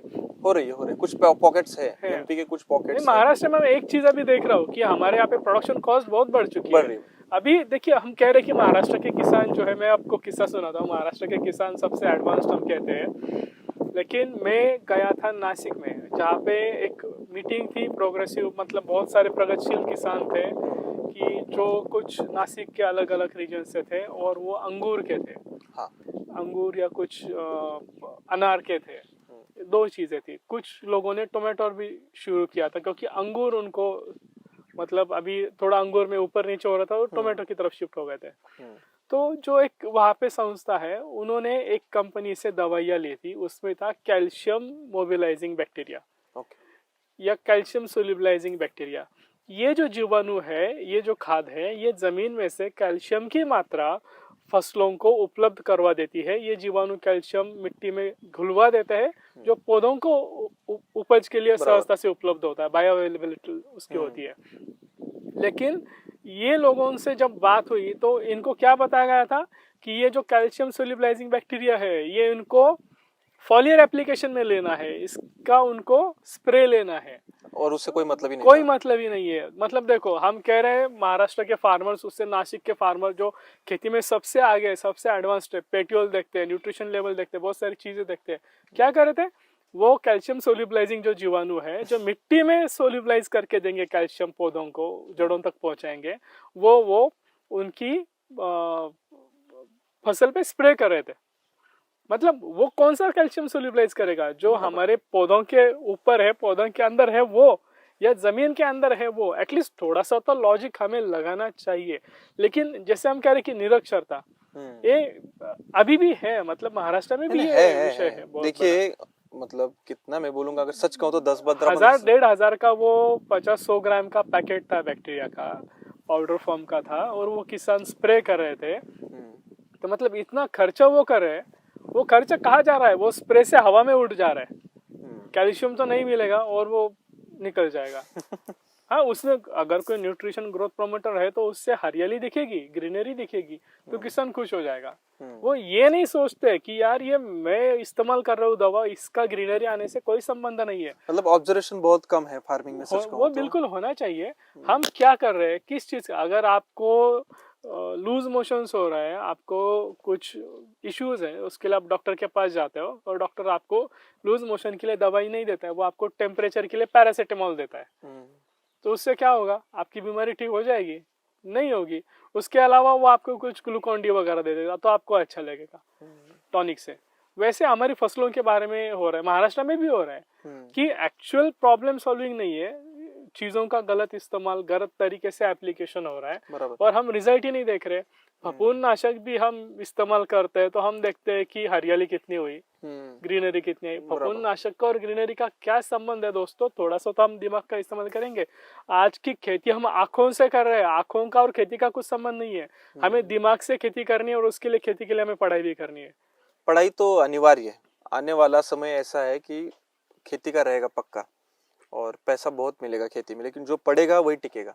बिल्कुल सही बात की है। नहीं मतलब तो कोई नहीं टिक पाएगा। आपसे और कोई इस चीज में बात नहीं कर सकता है क्योंकि आपने पूरे देश में खेती देखी है, हर तरह की खेती देखी है। बहुत फार्मर से बात किया मैंने, मतलब पूरा कश्मीर से लेके कन्याकुमारी तक अलग अलग फार्मर से मैं मिला हूँ, इधर महाराष्ट्र से लेके सिक्किम तक पूरा टेक्नोलॉजी जो है, मतलब तंत्रज्ञान जो है वो खेती में आना चाहिए, ऐसा हम कहते हैं। बहुत सारे स्टार्टअप्स इसके ऊपर काम कर रहे हैं। तो आपको क्या लगता है, बहुत सारी इंस्टीट्यूशंस है, बहुत सारा फंडिंग है, गवर्नमेंट का है, स्टार्टअप्स का है, तो किस लेवल पे टेक्नोलॉजी पेनिट्रेट की गई है हमारे ग्राउंड पे, हमारी खेतों में किस लेवल पर है, कहाँ पे उसका इस्तेमाल ज्यादा हो रहा है, या कहाँ पे वो जरूरत है लेकिन पहुंची नहीं है? आपको क्या लगता है, आपका क्या एक्सपीरियंस है जबकि पूरे देश भर में आप घूम रहे हो? एक्चुअली सच कहूँ ना, जो टेक्नोलॉजी जरूरी है वो फार्मर तक नहीं पहुंची है, और जो जरूरी नहीं है, जो नेक्स्ट लेवल की है, वो फास्ट पहुंची है। अब एग्जांपल, बड़े बड़े औजार पहुंच जाते हैं। एग्जांपल उसके भी सिंपल में बताता हूँ। फार्मर को लाइट मिलती है 10 घंटा, उसको क्या चाहिए? Solar technology. वो अगर कुएं पे लगेगी तो उसको आराम मिलेगा, लेकिन उसको क्या मिल रहा है? Soil moisture sensor. अब उसको वो सीख भी नहीं पाएगा मॉइस्चर सेंसर से, मतलब मिल रहा है वो अलग बात है, ठीक है, उसका जो फार्मर अच्छे फार्मर इस्तेमाल करे ठीक है। अगर पहले उसके पास सोलर मोटर पहुंचेगा, पंप पहुंचेगा, तो वो अच्छे से पानी दे पाएगा, रात में खेत में आने की उसको जरूरत नहीं है। बेसिक टेक्नोलॉजी पहले जरूरी है, फिर एडवांस टेक्नोलॉजी जरूरी है। अभी वो प्रधानमंत्री कुसुम योजना है जिससे सोलर जो है वो किसानों तक घर घर पहुंच रहे हैं कि हमारी डिपेंडेंसी इलेक्ट्रिसिटी पे नहीं रहेगी, कब लाइट आएगी कब पानी भरेंगे ऐसे नहीं होगा। लेकिन किसान उसके लिए अर्जी भी नहीं देते, तो वो भी एक दिक्कत है। तो जो जरूरी है उसके ऊपर फोकस होना चाहिए। जरूरी फोकस कहाँ पे है गवर्नमेंट का? सच कहूँ तो मार्केट के ऊपर फोकस होना चाहिए कि किसानों को किस तरीके से हम मार्केट दिलवा सकते हैं, कम से कम इंटरफेयर कर सकते हैं। जैसे कि कभी कभी ओनियन अच्छा एक्सपोर्ट होने लगता है, अच्छा भाव बढ़ने लगता है, तो एक्सपोर्ट के ऊपर ड्यूटी लगा दी जाती है। तो ये एक मेरा फार्मर ऑब्जर्वेशन है। आगे पता नहीं बहुत सारे और प्रॉब्लम उनके एंड पे भी होंगी, बहुत सारी चीजें होंगी, लेकिन मैंने जो देखा है कि रेट अभी जैसे टमाटर का भाव पिछले साल बहुत था, तो कुछ टमाटर इंपोर्ट भी किया तुरंत अचानक से। कमाने दो ना, उस टाइम पे फार्मर का टाइम आया है। हमेशा तो 12 महीना फार्मर कमाता नहीं है, कभी कभी 2-4 महीना मिलता है तो मिलने दीजिए। मतलब लॉटरी लगने जैसा ही होता है कभी कभी। हाँ, मतलब फार्मिंग ऐसा ही है कि कभी कभी बहुत अच्छा डालते जाओ फिर 2-3 सीजन के बाद ऐसे सीजन आते हैं कि जो आमदनी जो है वो बैलेंस कर लेती है। हाँ, बैलेंस करके साल भर भी प्लस में जाता है। उस टाइम पे मेरा खुद का टमाटर था, मेरा अगस्त में चालू हुआ, जून जुलाई में रेट था, सितंबर में चालू हुआ 10 तारीख के आसपास, 2022 की बात है, बहुत अच्छा 23 की बात है, बहुत अच्छा रेट था। 100 रुपए किलो टमाटर बेचे हमारे गांव में लोगों ने। बहुत बढ़िया, बहुत ही अच्छा पैसा, मतलब 1 एकड़ में 40 लाख 50 लाख फार्मर ने कमाए हैं टमाटर के फार्म पे, वो रेट की वजह से। और उसके 15 दिन बाद रेट आ गया 5 रुपए पे, 100 रुपए से। फिर मैंने 5 रुपए से भी बेचा, फिर रोटर मार के खाली कर दिया। उस टाइम पे मुझे ये लगा कि यार कि रेट मिल रहा था। उस टाइम पे मैंने सारा सर्वे किया पूरे इंडिया में कि कहीं पे टमाटर भी नहीं था। 2 महीना और रेट चलता अच्छा, लेकिन कहीं और कंट्री से आ गया, अचानक से डंप हो गया। तो वो कहीं ना कहीं वोट बैंक के लिए जो चीजों के ऊपर ध्यान दिया जाता है ना, इसको ध्यान नहीं देना चाहिए मेरे हिसाब से, क्योंकि फार्मर को भी 2 पैसा मिलना चाहिए, क्योंकि उसका भी टाइम आना चाहिए। अभी सबका टाइम आता है, लेकिन फार्मर का टाइम नहीं आ रहा है अभी। हमारी मतलब इंडिया में देखा जाए तो पिछले 10 सालों से गवर्नमेंट ने स्टार्टअप्स के लिए, और हालांकि कृषि क्षेत्र में स्टार्टअप्स नई तकनीक लाने के लिए बहुत ज़्यादा पैसे खर्च किए हैं। तो जैसे बहुत सारे स्टार्टअप्स को फंडिंग मिला है और उनसे बहुत सारी तकनीकें जो है वो खेती में आई है। तो आपको क्या लगता है, इससे क्या बदलाव हुआ है कुछ ग्राउंड पे? कोई भी टेक्नोलॉजी आती है उसके ऊपर सब्सिडाइज वो होता है, तो उसको देखना चाहिए कि कितना वो वायबल है, वहाँ पे वो कितना इस्तेमाल हो रहा है, वाकई में काम की है कि नहीं टेक्नोलॉजी। तो वो ध्यान देना चाहिए। इसके अलावा भी बहुत सारी टेक्नोलॉजी आई है, वो बंद पड़ गई, मतलब वो इम्प्लीमेंट नहीं हुई। मतलब प्रैक्टिकल में जो तो बहुत कम टेक्नोलॉजीज दिखी कि जो फार्मिंग में इस्तेमाल हो रही है। अच्छा, ट्रेडिशनल मतलब नॉर्मल फार्मिंग चल रही है अभी, जो ट्रैक्टर है वो है ही सालों से, उसके साथ कोई नई चीज आती है जैसे मल्चिंग बिछाने की हुई या मल्चिंग हुई। जैसे हम देख रहे हैं हमारी जो खेती है भारत में, अभी टुकड़ों टुकड़ों में है। अभी पहले जैसी खेती नहीं रही, अभी बड़ी नहीं फैमिली है, में बंटवारे हो गए तो खेती टुकड़े भी हो गए। बढ़ गई। और इस खेती में लिए कोई लेके आता है पौधे लगाने की मशीन, वो होती है बहुत सारी बड़ी, उसके लिए और 4-4 लोग चाहिए, प्रैक्टिकल नहीं उसको है। काम करना है। मतलब कोई भी अगर स्टार्टअप है, हाँ, कोई भी टेक्नोलॉजी बनाने का सोचता है, उसको पहले नीड सोचनी चाहिए। वो नीड के बारे में सोचता ही नहीं है। बिल्कुल। पौधे लगाने के लिए जरूरत है, जो लेबर से काम होता है एक दिन में, उसको वही काम वो मशीन करेगी, प्रोडक्शन कॉस्ट उससे ज़्यादा लगेगी, उससे काम कम होगा, तो वो फिजिबल नहीं रहेगी। तो इसके लिए ऐसी मशीन चाहिए जो पौधे लगवाए, ज़्यादा क्वांटिटी में लगवाए। फार्मर को थोड़ा सा आवाज पहुंच सके, किसी के पास प्रैक्टिकल नॉलेज हो, पर्सनलाइज नॉलेज हो। पर्सनलाइज फॉर एग्जांपल बताता हूँ, मेरा जो कैप्सिकम का प्रैक्टिस सांगली का है वो एमपी में नहीं होगा। एमपी का प्रैक्टिस अलग होगा, तो उसका पर्सनलाइज प्रैक्टिस होगा, मेरा पर्सनलाइज। ऐसे कोई स्टार्टअप्स मुझे नहीं देखने को मिले जो नीड के अनुसार काम कर रहे हैं। स्टार्टअप्स काम कर रहे हैं वो शायद मुझे लगता है पैसा कमाने के लिए या फंडिंग होता है उनको। कुछ चीजें हैं जो काम में आ रही है, लाइव देख रहा हूँ मैं। बहुत सारे ऐप आते हैं, काम करते हैं, ठंडा हो जाता है फिर मार्केट। मतलब स्टार्टअप्स के लिए भी एक अच्छा सुझाव है कि अगर हमें काम करना है तो हमें खेती की जो जरूरत है उसको देख के काम करना है, ना कि कोई फॉरेन टेक्नोलॉजी लेके आनी है और उसको कॉपी करके यहाँ पे पेटेंट लेके हमें बताना है कि ये देखो हमने टेक्नोलॉजी लगाई। अभी मशीन लर्निंग एमएल जो है, ठीक है, मान लीजिए यहाँ पे लाने से कोई अभी मतलब ही नहीं है। अभी फार्मर को यही नहीं पता है कि प्लांट लगाना कौन सा है। बिल्कुल सही बात है। इतना आगे के हाई टेक्नोलॉजी ला के यहाँ पे करेंगे क्या? ग्राउंड रियलिटी अलग है और स्टार्टअप जो काम कर रहे हैं वो अलग है। इसीलिए अब देखिए, मैं भी इंडस्ट्री के साथ जुड़ा हुआ हूँ, 70 से ज्यादा इंडस्ट्री को कंसल्ट कर चुका हूँ। अभी भी कुछ एमएनसीज या बड़ी इंडस्ट्री के साथ जुड़ा हुआ हूँ। मेरा भी एक स्टार्टअप है, पॉलिसी लेवल पे भी काम होता है। तो हम ये देख रहे हैं, जब भी असेसमेंट होता है या किसी स्टार्टअप के एक्विजिशन के लिए जाना है, टेक्नोलॉजी वैलिडेशन के लिए जाना है, तो ये हम देखते हैं कि उसके पास पेटेंट बहुत सारे होते हैं, लेकिन उस पेटेंट्स का कमर्शियलाइजेशन ही पॉसिबल नहीं होता है।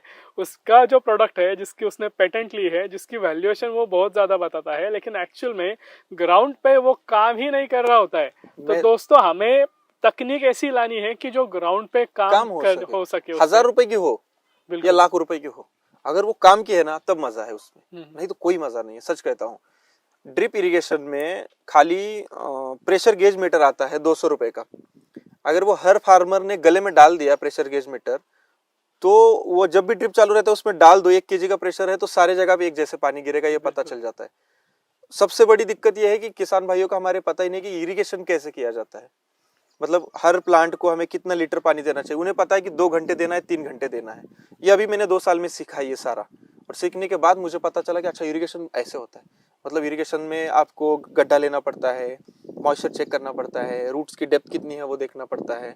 डेप्थ देखने के बाद वहाँ पे रूट्स के ऊपर कैसी ग्रोथ है, वाइट रूट्स कैसे हैं, बड़े रूट्स आपके कैसे हैं, तो ये सब देख के इरिगेशन होता है।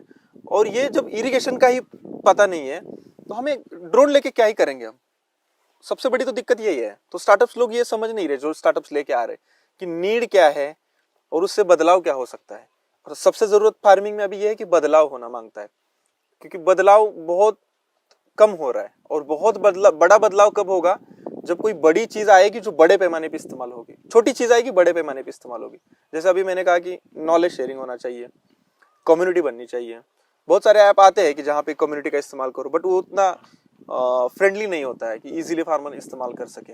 जो भी इंस्ट्रूमेंट्स आ रहे हैं वो भी बड़े बड़े आ रहे हैं।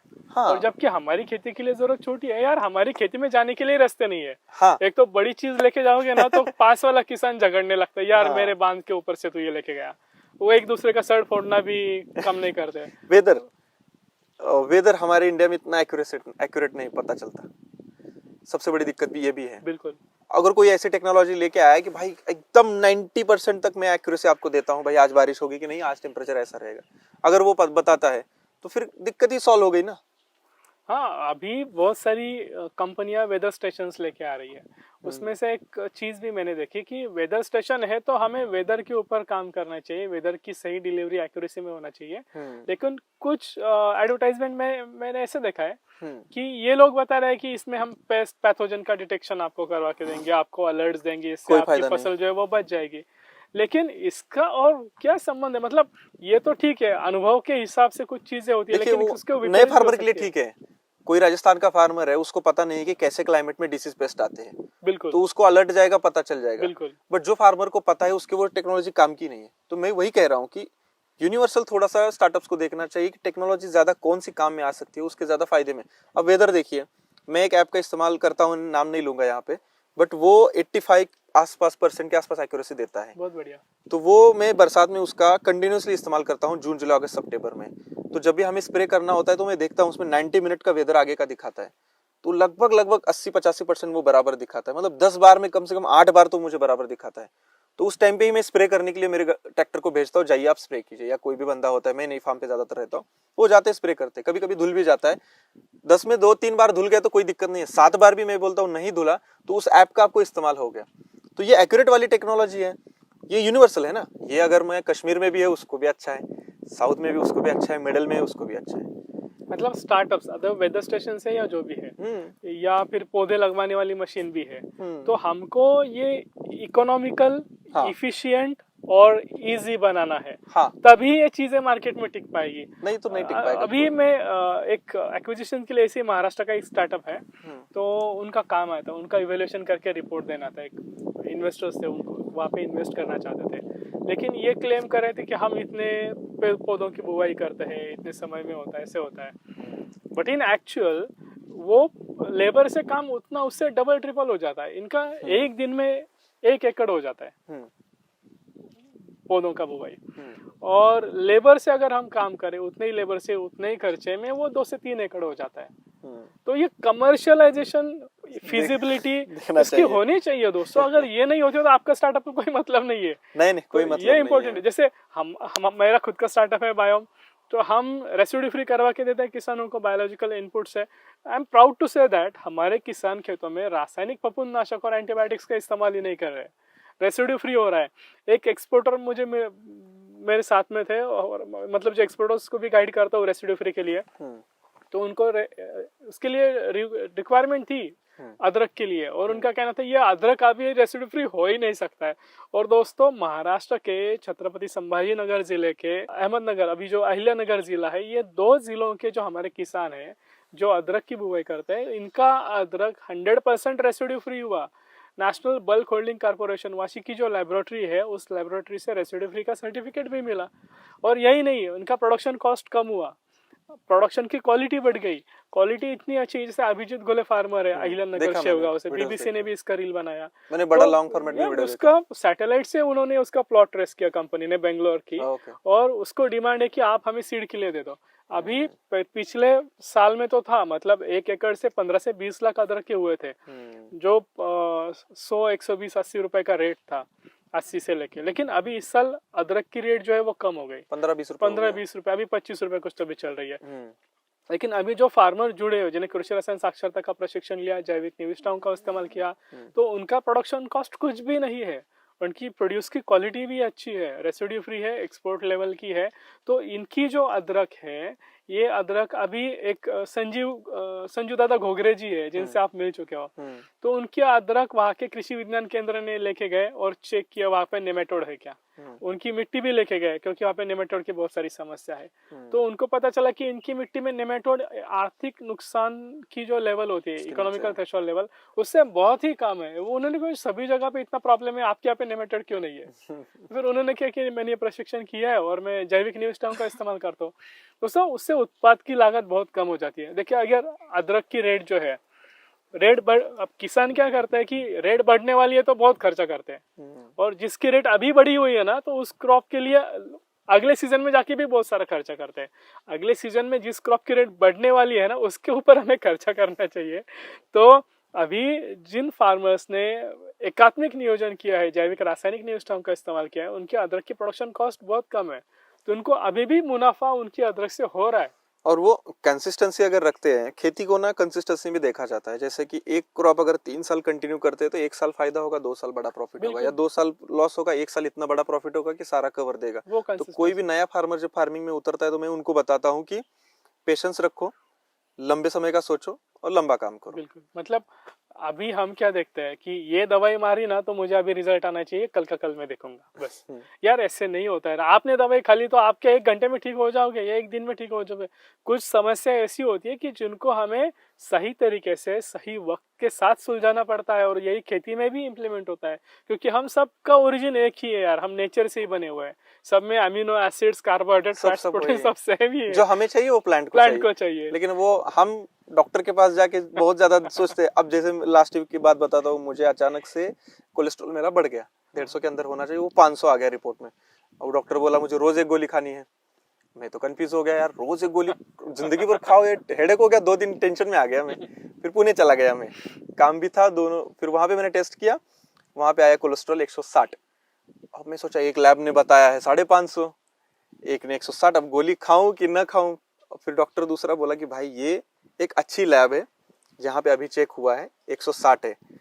तो मैं तो समझ गया चलो ठीक है, लेकिन अगर कोई नॉर्मल बंदा होता तो वो 550 कोलेस्ट्रॉल समझ के जिंदगी भर गोली खाता और टेंशन में आ जाता और कोलेस्ट्रॉल की लेवल हाई होती। मतलब कभी कभी एनवायरमेंटल स्ट्रेस है या कुछ चीजों की वजह से भी कोलेस्ट्रॉल हाई होता है। उसी तरीके से खेतों में भी वातावरणीय समस्याओं की वजह से कुछ दिक्कतें आती है, उनको आप न्यूट्रिशन के जरिए सॉल्व कर सकते हो, ना कि फफूंदनाशक और कीटनाशकों के जरिए। मैं तो अभी गोली बिली सब बंद, डाइट कर रहा हूँ, प्रॉपर डाइट से अभी मेरा कंट्रोल हो जाएगा। बाकी जो कोलेस्ट्रॉल के लिए मसाला इधर उधर नहीं खाना वो बंद कर दिया मैंने, शुगर बंद कर दिया, नॉर्मल हो गया, फिर कोई इशू नहीं है। वैसे ही मैं उस टाइम पे मैं मतलब डॉक्टर से ही बात कर रहा था कि डॉक्टर को मैंने बोला कि यार हम लोग हमारे खेती में पत्ती पीली हो जाती है तो भरमसाठ डालते हैं उसमें, ये मेरे साथ वैसे ही हो गया, थोड़ा सा कोलेस्ट्रॉल बढ़ गया तो भरमसाठ गोली आ गया। तो उन्होंने कहा यार जैसा अपना शरीर है वैसा ही प्लांट है, मतलब डॉक्टर खुद बताने लगा। मार्केट कैसे चलेगा ना। लेकिन हम मार्केट नहीं है यार, ना ही हमारी खेती मार्केट है। बराबर, हम मार्केट के लिए काम करने वाले लोग हैं, हम किसान हैं, तो हमें मार्केट के अकॉर्डिंगली हमारी प्रॉफिटेबिलिटी मेंटेन रखनी है, तो ही हमारी खेती अच्छी होगी। बिल्कुल। अब संजू जी, आप अभी देख रहे हैं कि पिछले 10 सालों में 10-1 सालों में बहुत सारी सुविधाएं किसानों के लिए आ रही है, मतलब केंद्र सरकार की बहुत सारी योजनाएं आ रही है। तो आपको क्या लगता है इसमें, मतलब क्या होना चाहिए? ये फायदेमंद ठहर रही है या किसानों तक पहुंच रही है, या किसान कहीं तो भी चूक रहा है इसका इस्तेमाल करने के लिए? आपको क्या लगता है? जैसे अभी देखिए डायरेक्टली किसानों के अकाउंट पे पैसा आ रहा है जो पहले नहीं होता था। ऐसी बहुत सारी चीजें हैं जो पॉजिटिव बदलाव हम खेती में देख रहे हैं। तो आपका क्या अनुभव है पूरे देश भर में, किस तरीके से हो रहा है? देखिए कोई भी गवर्नमेंट जब आती है तो गवर्नमेंट फार्मर के हित में ही सोचती है, लेकिन जब हित में सोचती है तो वो फार्मर की नीड क्या है वो भी सोचना जरूरी है। तो वो बहुत ज्यादा जरूरी है। आप कोई टेक्नोलॉजी के लिए सब्सिडी दे रहे, क्या वो सच में जरूरी है कि नहीं? जैसे अभी पॉली हाउस के लिए सब्सिडी मिलती है वो बहुत अच्छी बात है, अभी शेड नेट हाउस के लिए सब्सिडी मिलती है वो बहुत अच्छी बात है, ड्रिप के लिए मिलती है बहुत अच्छी बात है, अच्छा सब है। मतलब पॉली हाउस के लिए पहाड़ी एरिया में 75% 90% तक सब्सिडी है, हमारे यहाँ पे 50% है। हमारा ड्राई इलाका यहाँ पे ड्रिप के लिए 80% सब्सिडी में दी जाती है, यानी कि हमें फ्री हो जाता है लगभग 20%। अगर हमें 50,000 की नई ड्रिप हम डालते हैं तो उसमें हमें 10,000 रुपए, मतलब पहले जो पॉसिबल नहीं था कम पानी के दिनों में खेती करना, तो अभी उसकी वजह से वो पॉसिबल हो रहा है। मतलब गवर्नमेंट प्रोत्साहन तो दे रही है, ऐसी बात नहीं कि प्रोत्साहन नहीं दे रही है, बट थोड़ा सा फास्ट और नीड देख के करना चाहिए। बाकी तो उतना दिक्कत नहीं है मेरे हिसाब से, और जो जरूरी है वो देखना चाहिए। और बहुत सारी चीजें मतलब ऑर्गेनिक की तरफ भी सोची जाती है, तो वो मुझे लगता है कि थोड़ा सा ट्रैक गलत हो जाता है। मतलब ट्रैक ऐसा देखना चाहिए गवर्नमेंट को कि एक इंटीग्रेटेड फार्मिंग, जैसे बायोलॉजिकल प्लस केमिकल मिक्स करके हम रेसिड्यू फ्री फार्मिंग कैसे कर सकते हैं। और सबसे जरूरी बात, गवर्नमेंट को ये इनिशिएटिव लेना चाहिए कि अवेयरनेस का। बिल्कुल, वो तो बहुत मतलब गवर्नमेंट बहुत जगह पे ये हो रहा है कि नेचुरल फार्मिंग को प्रमोशन करो, उसके लिए लेबोरेटरीज खड़ी करो। यार नेचुरल फार्मिंग में क्या होता है? नेचुरल फार्मिंग की डेफिनेशन है नेचुरल फार्मिंग, जिसमें बाहर से दवाइयाँ यूज नहीं होती है, वो नेचुरली खेती जो उग के आती है, वो नेचुरल फार्मिंग है। अगर वो करेंगे तो उसकी ऑथेंटिसिटी रहेगी। और वो कहाँ पे पॉसिबल है, जो हमारे ट्राइबल एरियाज है, हिल एरियाज है, जो भी अभी भी अनटच्ड है बहुत सारी चीजें, वहाँ पे हम कर सकते हैं इस तरीके की फार्मिंग। लेकिन आप कहोगे कि नासिक में नेचुरल फार्मिंग को प्रमोशन करो, अहमदनगर में करो, चंडीगढ़ में नहीं हो करो, सकता, वहाँ पे रेसिड्यू फ्री बेंगलोर करना में करो, चाहिए। यार ये नहीं हो सकता है। तो इसके लिए हमें क्या करना चाहिए, हमें इंटीग्रेटेड अप्रोच है, सर्टिफाइड ऑर्गेनिक के लिए जा सकते हैं, लेकिन वो इमीडिएटली नहीं होगा। उसको टाइम पहले लगेगा। किसान को आपको कॉन्फिडेंस देना पड़ेगा, उसको सही तकनीक देनी पड़ेगी, उसकी मिट्टी की उपजाऊ क्षमता है या नहीं है, मिट्टी में जीवन है या नहीं है, वो देखना पड़ेगा। अगर वो हम करते हैं, उससे आगे बढ़ते हैं, तो हमें किसान को आगे बढ़ने में मदद करना आसान होगा, या हम उसको प्रमोट कर सकेंगे। अभी देखिए किसानों को बताया जाता है ऑर्गेनिक फार्मिंग करो, वो कर भी लेते हैं, लेकिन सर्टिफिकेशन के बारे में, सर्टिफाइड खेती होना हाँ। जरूरी है ऑर्गेनिक के लिए। जैविक खेती मतलब का जो शुरू प्रमाणीकरण है, कहाँ से करे फार्मर को यही नहीं समझ में नहीं आता। पता है। जैविक कर लेते हैं, लेकिन उनके पास प्रमाणीकरण ही नहीं होता है, तो कौन कहेगा ये ऑथेंटिक है। मतलब एक गाड़ी आती है मार्केट में, वो कहते हैं कि हमारी गाड़ी एक्सीडेंट प्रूफ है, लेकिन उसके पास 5 स्टार सेफ्टी रेटिंग का सर्टिफिकेट ही नहीं है, तो क्या उपयोग है उसका। भले उसमें 9 एयरबैग्स है, 10 एयरबैग्स है, लेकिन उसका वैलिडेशन नहीं हो चुका है, उसका प्रमाणीकरण नहीं हो चुका है। उसी तरीके से दोस्तों, हमारी खेती के लिए प्रमाणीकरण होता है, ऑर्गेनिक खेती के लिए, जैविक खेती के लिए। उसके लिए गवर्नमेंट ने जो सुविधाएं दी है, वो और सही तरीके से एकदम ट्रांसपेरेंट इजी होना चाहिए। इजी होना एक चाहिए। क्लिक पे पता चले, अच्छा ऐसे ऑर्गेनिक होता है, अच्छा ऐसे हमें सर्टिफाइड करना है, अच्छा ये सिस्टम से हमें जाना है, अच्छा हमें एक्सपोर्ट करना है तो ऐसे जाना है। अब देखिए एक्सपोर्ट के लिए लोगों को चीजें पता ही नहीं है। अभी मैं लास्ट में जो MCCIM चेंबर है जो मुंबई में, सॉरी पुणे में, हाँ, तो वो जो है बहुत अच्छे तरीके से एक्सपोर्ट की चीजें है डायरेक्टली, लेकिन लोगों को पता नहीं कि हम वहां पे जाके वहां से कर सकते हैं। बिल्कुल। कुछ फार्मर्स आ गए कनेक्ट में तो तुरंत उनका हो गया। वही मैं बोल रहा हूँ कि एकदम ट्रांसपेरेंट इजी होना चाहिए। हाँ, एक्सपोर्ट करना है तो ये सिस्टम है, ऑर्गेनिक करना है आपको ऐसे जाना पड़ेगा, रेट कम मिल सकता है या आप एक्सपोर्ट कर सकते हो, रेसिड्यू फ्री करना है आप ऐसे जाना है आपको। तो ये एक अप्रोच है ना, ये ऐसा होना चाहिए। मतलब अभी जो सरकार ने इनिशिएटिव लिया है ऑर्गेनिक और नेचुरल फार्मिंग का, बहुत ही अच्छा इनिशिएटिव है। मतलब मैं हमेशा कहता हूँ, मेरे कुछ आर्टिकल्स भी है जिसमें healthy soil equals healthy nation मैंने लिखा है। तो ये कब होगा, जब हम हमारी मिट्टी उपजाऊ हेल्दी बनाएंगे, तब अप्रोच उसके अच्छा लिए है। ये ऑर्गेनिक का मिशन और नेचुरल फार्मिंग का अप्रोच बहुत ही बढ़िया है। लेकिन वो सहजता भी होनी चाहिए, और उसका अवेयरनेस होना चाहिए। बट मतलब मुझे वो ग्रुप्स में होना हाँ, चाहिए, वो इंडिविजुअल अच्छा है। किसान तो उसके लिए नहीं करेगा। अच्छा है, लेकिन थोड़ा सा मुझे लगता है कि अभी शुरुआत तो रेसिड्यू फ्री से होनी चाहिए, जो लोगों को समझ में आए। पहले हमें रेसिड्यू फ्री क्या होता है वो सिखाना चाहिए, क्योंकि अभी समझना हमारे चाहिए। किसानों को यही नहीं पता है कहाँ पे कौन सी दवाएं कितने पैमाने में यूज करनी चाहिए। अभी देखिए, जितना एंटीबायोटिक्स फार्मास्यूटिकल इंडस्ट्री में हमारी सेहत के लिए नहीं यूज होता है, उससे 500 गुना एंटीबायोटिक हम खेतों में इस्तेमाल करते हैं। भले वो मिर्च है, टमाटर है, अंगूर है, अनार है, सभी में एंटीबायोटिक्स का इस्तेमाल हो रहा है। ऊपर से ये हमारा जो गोभी है, पत्ता गोभी है, इनमें भी हम इस्तेमाल कर रहे हैं एंटीबायोटिक्स का। लेकिन किसानों को उसकी दाहकता, उसकी भीषणता, उसके साइड इफेक्ट्स पता नहीं है। तो ये हमें उनको दिखाना पड़ेगा, बताना पड़ेगा, उसके लिए रेगुलेशंस लाने पड़ेंगे। और रेसिड्यू फ्री तक हम पहुंच जाएंगे तो हमें आगे उनको ऑर्गेनिक, सर्टिफाइड ऑर्गेनिक और नेचुरल तक ले जाना आसान रहेगा। तब वो चीज हो सकती है, जैसे कोई कंपनी फोन बनाती है तो उसको कीमत पता है कि भाई मेरा 20,000 रुपए है, मुझे 20,000 100 रुपए में बेचना है, मुझे 100 रुपए प्रॉफिट लेना है। बिल्कुल। वैसा फार्मिंग में नहीं है, और वो करना है तो ये सिस्टम से जाना पड़ेगा। अगर कोई रेसिड्यू फ्री उगाता है और उसने अपना कॉस्टिंग निकाल लिया, मेरे कॉस्टिंग 10 रुपए है, मुझे 20% से कमाना है तो इतना इतना मैं बढ़ा के बेचूंगा, या मुझे 50% कमाना है तो 10 रुपए का बना 20 रुपए का मैं बेच रहा हूँ। उसको पता होना चाहिए कि मेरा कॉस्ट ऑफ प्रोडक्शन क्या है। अदरक कोई बना रहा है तो उसको पता होना चाहिए मेरा 17 रुपए में 1 किलो बन रहा है, विद प्लांटेशन सारा हार्वेस्टिंग, वो पता होना चाहिए। वो पता नहीं है। और सबसे जरूरी बात क्या है कि ऐसा यूनिवर्सल डेटा नहीं है कि सबको पता चले कि भाई इतना इस साल अदरक लगा है, इतना इस साल राइस लगा है, इतना इस साल गेहूं लगा है। ये अगर सेंट्रल डेटा कहीं पे होगा, थोड़ा 19-20 होगा चलेगा, बट एक अंदाजा के लिए टेंटेटिव मान लीजिए टमाटर इतना हो जाता है कि 2 रुपए किलो हो जाता है। अगर मुझे पता होगा कि भाई बहुत ज्यादा प्लांटेशन हो गया है तो मैं उसको थोड़ा अवॉइड कर सकता हूँ, अदर फसल के लिए जा सकता हूँ। किसान क्या करते हैं, नर्सरी वाले के पास जाते, पूछते भाई इस टमाटर की कैसी इंक्वायरी है आपके पास। वो कहता है कि यार बिल्कुल ही डिमांड नहीं है, और किसान को पौधे बेच देता है। यार इस साल आपको क्या लगता है गोभी, पत्ता गोभी का क्या रहेगा, ये बिल्कुल ही डिमांड नहीं है यार, लोग ले ही नहीं जा रहे हैं। वो आप कैसे बताएंगे, और आपको सेल कर देंगे, आपके जैसे हजारों किसानों को सेल हो जाएगा। तो इसलिए गवर्नमेंट के कुछ तो भी सिस्टम होनी चाहिए, कुछ तो भी डेटा जनरेशन होना बस चाहिए जिससे यही। किसानों को पता चले कि हमें इसकी बुवाई करनी है या नहीं करनी बेसिक चीजें ही बहुत ज्यादा जरूरी है। अगर बेसिक चीज पे काम बहुत ज्यादा होता है 5 साल 10 साल, तो बहुत बड़ा बदलाव हो सकता है, मतलब क्रांति आ सकती है। मतलब हमारे प्रधानमंत्री जी का जो सपना है डबलिंग द फार्मर इनकम, ये बहुत सहजता से हो सकता है। एक तो पहले हमें किसानों को सिखाना पड़ेगा, उनको शिक्षित करना पड़ेगा, क्योंकि जैसे हमारी किसी पहले जैसी अभी भी चल रही है कि हमें खाने के लिए उगाना नहीं भाइयों, अब हमें हमारी फैमिली को खिलाना भी है और सस्टेन भी करना है। हमारी आमदनी है वो हमारे बिजनेस है, तो वो बढ़ाना है। तो बढ़ेगा अगर हम उससे पढ़ाई करेंगे, शिक्षित होंगे तो उसके लिए साक्षरता होनी चाहिए। कृषि रसायनों के बारे में साक्षरता होनी चाहिए, यांत्रिकीकरण के बारे में साक्षरता होनी चाहिए, जो गवर्नमेंट की योजना है उसके बारे में साक्षरता होनी चाहिए। तो ऐसा अगर हम करते हैं तो वो जो सपना है जिसे हमारे प्रधानमंत्री जी देख रहे हैं कि डबलिंग द फार्मर इनकम, बड़ी आसानी से हो सकता है। जैसे हम कर रहे हैं अभी, देखिए जो हम किसानों को प्रशिक्षण दिया है, तो इनमें से 25 किसानों को आईसीआर का millionaire farmer of the year award भी मिला। इनमें से आप भी एक है, अवार्ड विनर है। तो अभी भी मतलब अभी प्याज है तो प्याज में 25 गुना तक उनका जो प्रोडक्शन कॉस्ट है वो कम हुआ।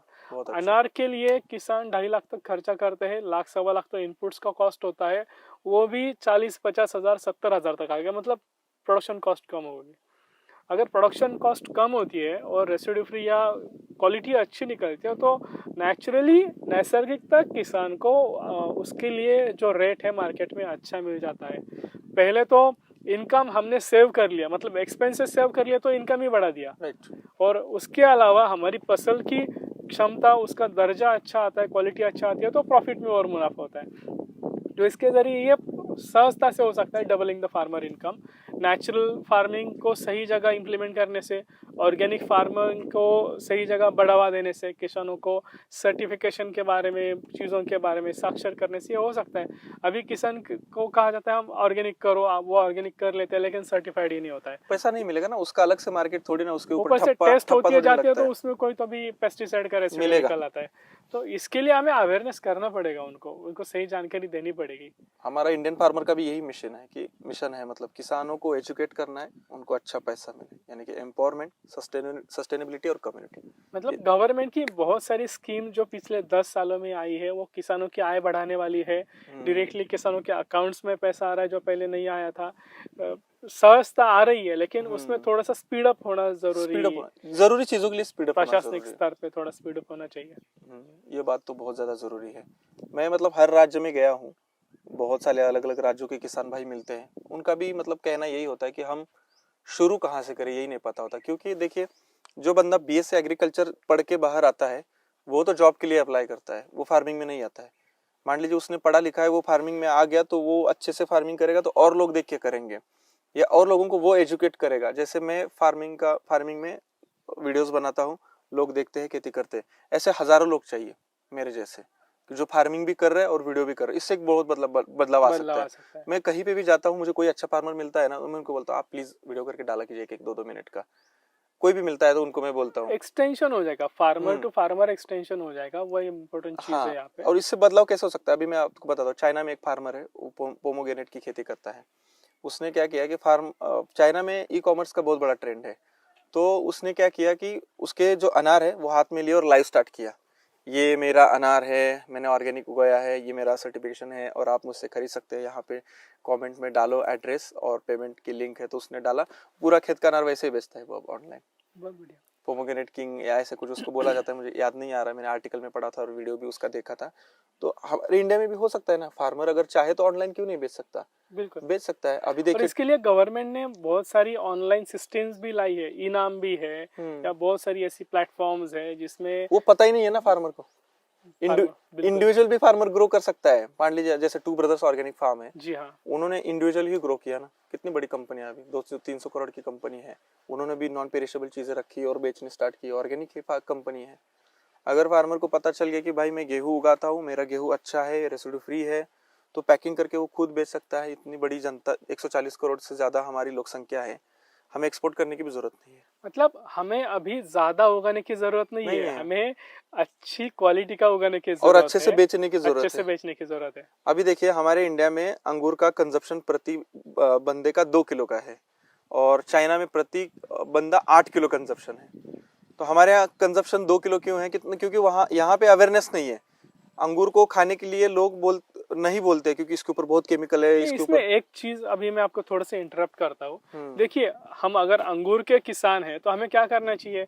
देखो, मैं क्या सस्टेनेबल प्रैक्टिसेस कर रहा हूँ। मेरे यहाँ पे फफूंद है तो मैं इसके ऊपर जैविक फफूंद नाशक का इस्तेमाल कर रहा हूँ, जो केमिकल्स का इस्तेमाल कम होता है और ये सुरक्षित खाने के लिए है आपको। अगर आप ऐसी चीजों के ऊपर काम करोगे ना तो कॉन्फिडेंस बढ़ जाएगा यार दोस्तों हमारे ग्राहकों का, और वो आपके अंगूर खाने लगेंगे। नहीं तो हम क्या दिखाते हैं, बारिश गिरने वाली है और ये है केमिकल फंजीसाइड और मैं स्प्रे कर रहा हूँ, ये देखो दोस्तों। नहीं, वो यार ऐसे आप करोगे तो डर जाएंगे लोग, और जनता जो देख रही है वो कहेगी भाई ये कितना केमिकल मार रहा है, नहीं तो नहीं खाऊंगा पहले। और मिथ्स भी बहुत है ना कि उसके ऊपर कोटिंग आ जाता है तो वो लस्टर वो नेचुरल है वो आता है, लेकिन वो खाना चाहिए, लोगों को पता नहीं है। नॉर्मल भी पानी में धो के खा सकते हैं, धूल वगैरह निकल जाएगी, लेकिन वो पता नहीं है। तो उसके लिए फार्मर को खुद अब मिशन डेडिकेटेड फार्मर्स ने खुद ही एक कैंपेन करना चाहिए कि हम सस्टेनेबल प्रैक्टिसेस करते हैं, हम रेसिड्यू फ्री प्रैक्टिसेस करते हैं और हमारी अंगूर खाने के लिए सेहतमंद है। तो इससे हमारा बिजनेस बढ़ जाएगा। 1000 अकाउंट अगर इंस्टाग्राम पे आज के डेट पे अंगूर के फार्मर के हो जाएंगे, 1000 अकाउंट अगर टमाटर के हो जाएंगे, और वो बस दिखाए कि भाई मैं अच्छा उगाता हूँ, खाओ खाओ खाओ। क्यों नहीं? तो ये 2 किलो जहाँ पे अंगूर लोग खा रहे, प्रति बंदा 10 किलो खाएगा, हमें एक्सपोर्ट करने की जरूरत नहीं है। आज के डेट में 7000 8000 कंटेनर बाहर जाते हैं। जैसे डेडिकेटेड मार्केटिंग हुआ है दोस्तों, वॉशिंगटन एप्पल्स है या फिर ऐसी कुछ चीजें हैं कि पसंद करते हैं, वो पसंद करते हैं।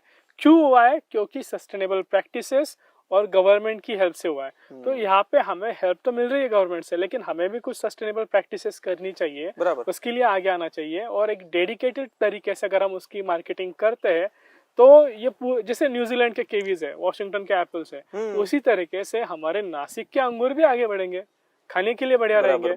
हमारे यहाँ पे देखिए महाबलेश्वर की स्ट्रॉबेरी है, अच्छा मार्केट मिलेगा। महाराष्ट्र में प्याज है, उसकी क्वालिटी अलग ही है। तो उसको अगर हम सस्टेनेबल कहेंगे, ये बिना रासायनिक फफूंदनाशक के इस तरीके से हम ये कर सकेंगे जैसे हम हमारे किसान अभी कर रहे हैं, जो बिना फफूंदनाशक का, रासायनिक फफूंदनाशक नहीं इस्तेमाल कर रहे हैं, जैविक फफूंदनाशक इस्तेमाल कर रहे हैं, जिससे उनकी जो प्याज है वो 9 महीने से 1 साल तक टिक भी रही है। जब मार्केट में रेट आता है तो वो बेच लेते हो और उससे उनको मुनाफा हो जाता है। तो इस तरीके से अगर हम खेती करेंगे तो वो बिल्कुल हमें फायदेमंद ही रहेगी। तो इंडियन फार्मर जी, अभी एक रैपिड राउंड हम खेल लेते हैं जी, जरूर। ओके कुछ क्वेश्चंस मेरे से आएंगे और उसके आपको शॉर्ट बट एक जवाब देने हैं। ठीक है, हर एक के लिए क्वेश्चंस रहेंगे। आप का जो एक्सपीरियंस है, देश भर घूमते हो, तो आप जो एग्रीकल्चर के स्टूडेंट्स हैं उनके लिए क्या कहोगे कि क्या उनको किस तरीके से आगे बढ़ना चाहिए? क्योंकि ये स्टूडेंट्स में कॉन्फिडेंस कम दिख रहा है, तो आपको क्या लगता है कि ये कैसे आगे बढ़ सकते हैं? एग्रीकल्चर से जो सीख के ग्राउंड पे आ रहा है उसको पहले तो मैं कहना चाहूंगा कि खेती करना चाहिए अभी, क्योंकि खेती में बहुत अपॉर्चुनिटी है। क्योंकि वो सीख के आ रहा है तो वो खेती गड़े चला, हाँ, वो अच्छे दिमाग से आ सकता है।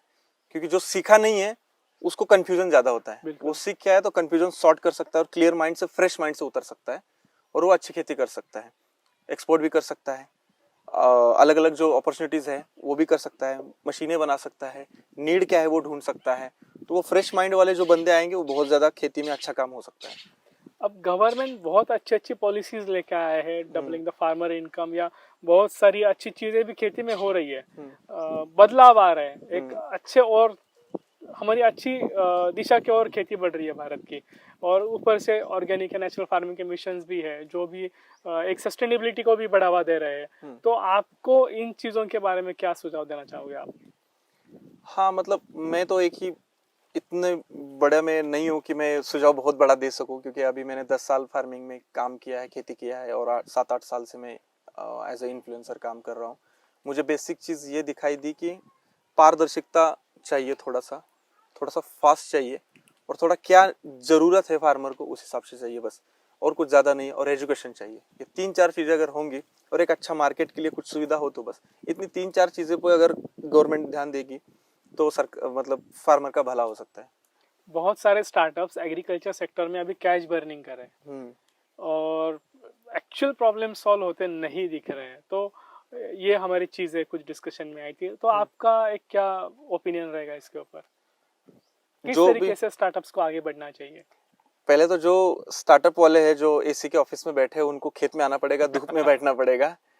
बर्निंग धूप में होना पड़ेगा, फिर कैश बर्निंग करना पड़ेगा। क्योंकि अगर वो ग्राउंड पे आएंगे तब रियलिटी समझ में आएगी, उनका क्या प्रोडक्ट है, वो सच में कैसे इस्तेमाल हो रहा है, उसका फीडबैक लेना पड़ेगा और फार्मर का फीडबैक लेना पड़ेगा। बहुत सारे स्टार्टअप्स है, प्रोडक्ट बनाते हैं लेकिन उसका फीडबैक पे वो इम्प्रूवमेंट नहीं होता है, वहीं पे अटके रहते हैं, बस वो घूमता रहता है। तो प्रैक्टिकल देखना चाहिए, फार्मर की नीड देखना चाहिए और वो कितना सच में वाकई में यूजफुल है वो चीज़, और क्या बदलाव कर रही है कि नहीं वो फार्मिंग पूरे क्षेत्र में, वो स्टार्टअप को देखना चाहिए। अगर बदलाव हो रहा है तो वो स्टार्टअप बहुत अच्छा करेगा, अगर बदलाव नहीं हो रहा है तो वहीं पे घूमता रहेगा फिर वो। बिल्कुल दोस्तों, मैं एक स्टार्टअप एडवाइज़र हूँ, वहाँ पे आने वाली इन्वेस्टमेंट्स के बारे में काम करता हूँ, टेक्नोलॉजी वैलिडेशन करता हूँ, एक्विजिशंस के बारे में काम होता है। तो एक चीज़ मैं अभी देख रहा हूँ संतोष जी कि स्टार्टअप्स में इन्वेस्टमेंट आता है, स्टार्टअप्स बड़े होते हैं, लेकिन जिस चीज़ से उन्होंने शुरुआत की थी वो चीज़ छोड़ के फिर वो बाकी की चीज़ों में लग जाते हैं। मतलब एक स्टार्टअप एक टेक्नोलॉजी लेके आएगा, एप्लीकेशन, बाद में वो मार्केटिंग करने वो लगेगा, एडवाइजरी लेके आएगा, फिर बाद में वो इनपुट्स के लिए आएगा, फिर उसके बाद में वो एक्सपोर्ट के लिए जाएगा, फैल जाता है वो। ये सारी चीज़ों में जाता है। लेकिन एक भी चीज़ उसमें से सस्टेनेबल नहीं होती, सब चीज़ों में वो कैश इन्वेस्टमेंट आता है ना, तो सब में वो कैश बर्निंग करके आते हैं और फिर बाद में वो कुछ भी वहाँ पे हाथ में नहीं आता है। ऐसे ऐसे सिनारियो अभी मैं इंडियन स्टार्टअप सेक्टर जो एग्रीकल्चर का उसमें देख रहा हूँ। तो हमें एक्चुअल ग्राउंड रियलिटीज पे जाके काम करना है, एक्चुअल प्रॉब्लम सॉल्विंग करना है, और इससे मतलब जो भी इन्वेस्टमेंट आपके पास आया है वो मल्टीप्लाई हो जाएगा। बिलियनियर, मिलियनियर, ट्रिलियनियर बनने में कुछ समय नहीं लगेगा। और अभी भी इंडियन एग्रीकल्चर स्टार्टअप सेक्टर जो है वो एक यूनिकॉर्न स्टार्टअप की राह देख रहा है। अभी भी एक भी unicorn startup Indian agriculture sector में नहीं है। तो इसके लिए स्कोप बहुत है, लेकिन आपको क्या करना है, प्रॉब्लम सॉल्व करना है, ग्राउंड पे जाओ, रियलिटी को हिट करो, उसके ऊपर सोल्यूशन दे दो। इंडियन एग्रीकल्चर सेक्टर में बहुत सारे प्रॉब्लम्स है और हर एक प्रॉब्लम एक स्टार्टअप के लिए अपॉर्चुनिटी है। हाँ, तो मतलब 100 फसलें है तो 100 इंडस्ट्री है। 100 इंडस्ट्री है, बिल्कुल बिल्कुल।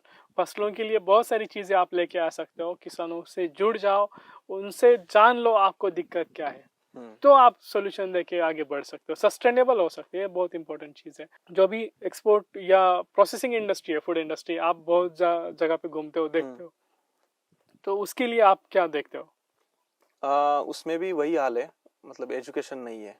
Okay. अगर एजुकेशन जाएगा फार्मर तक तो वो बहुत अच्छा रहेगा। फार्मर को 2-3 ही चीज़ें पता है कि टमाटर जाता है तो उसका केचप बनता है, या पपीता जाता है तो उसका कुछ बनता है, 2 ही चीज़ें। लेकिन इसके भी आगे बहुत सारी ऐसी चीज़ें हैं जो प्रोसेसिंग में बहुत स्कोप है। टोमेटो से लाइकोपीन निकालता है, उसकी कॉस्ट तो थाउजेंड्स लैक्स में होती है। हाँ, वो नहीं पता है ना, अंदर की बातें नहीं पता होती है। और बहुत सारी चीज़ें हैं जैसे अभी मार्केट में आ रही है धीरे धीरे, मैं देख रहा हूँ, जैसे कि ड्रैगन फ्रूट है तो उसका ड्राई करके अच्छे से पैकिंग करके वो बेचा जा रहा है अच्छे तरीके से, वो साल भर चलता है। ड्रैगन फ्रूट ऐसा फल है, हार्वेस्टिंग करने के बाद 5, 6, 7, 8 दिन में खत्म हो जाता है, लेकिन उसको हम ड्राई करके पैकेट में पैक करके अगर उसको 10 गुना रेट से बेचेंगे तो वो अच्छा भाव बिकता है। मतलब प्रोसेसिंग में क्या है कि हम वैल्यू एडिशन कर रहे हैं, मतलब वो वैल्यू है बढ़ रहा है, मतलब उसका कीमत बढ़ जाएगा, उसको हम स्टोर कर सकते हैं काफ़ी टाइम तक। जो हमारी पेरिशेबल चीज़ें हैं, नॉन पेरिशेबल में भी हम कई सारी चीज़ों में इस्तेमाल कर सकते हैं। बट वही दिक्कत है एजुकेशन। प्रोसेसिंग में लोग उतरते हैं लेकिन सोचते हैं कि मैं क्या प्रोसेस करूँ, ज़्यादा से ज़्यादा वो टोमेटो सॉस केचप तक दिमाग जाता है और 2-3 चीज़ें, मैंगो तक जाएगा, चलो अचार बनाता हूँ, ये बनाता हूँ, वो बनाता हूँ। लेकिन इसके भी आगे बहुत सारी चीज़ें हैं, वो पहुँच नहीं रही है। मैंने भी, हाँ, पहुँच नहीं रही है, सच बात दोस्तों, थोड़ा सा आपको एक्सकवेशन करना पड़ेगा, थोड़ी सी खुदाई करनी पड़ेगी, क्योंकि हाँ। सेंट्रल गवर्नमेंट की बहुत सारी चीजें हैं। पीएमएफई स्कीम है, one district one product scheme है, मुझे भी पता नहीं अभी तक, सच में बहुत सारी चीजें, जिनमें से आपको 60-70% तक सब्सिडीज है, पूरा गाइडेंस है और सब चीज़ें आसान हो जाती है।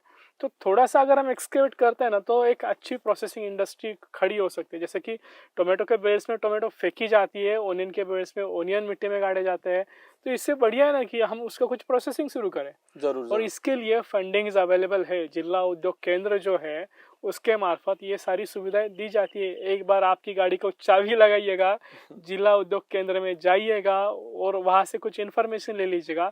और आपके पास एंड्रॉयड फोन है यार, आप ये पॉडकास्ट ऑनलाइन देख रहे हो एप्पल पे या एंड्रॉयड पे, तो इसमें से आप ऑनलाइन भी देख लो। आप बहुत सारी स्कीम्स है, उसके लिए गाइडेंस भी अवेलेबल है गवर्नमेंट का। स्टार्टअप्स के अंडर फंडिंग है। जैसे हमारे स्टार्टअप को राष्ट्रीय कृषि विपणन संस्था नियाम जयपुर से राष्ट्रीय कृषि विस्तार योजना के तहत फंडिंग मिला है।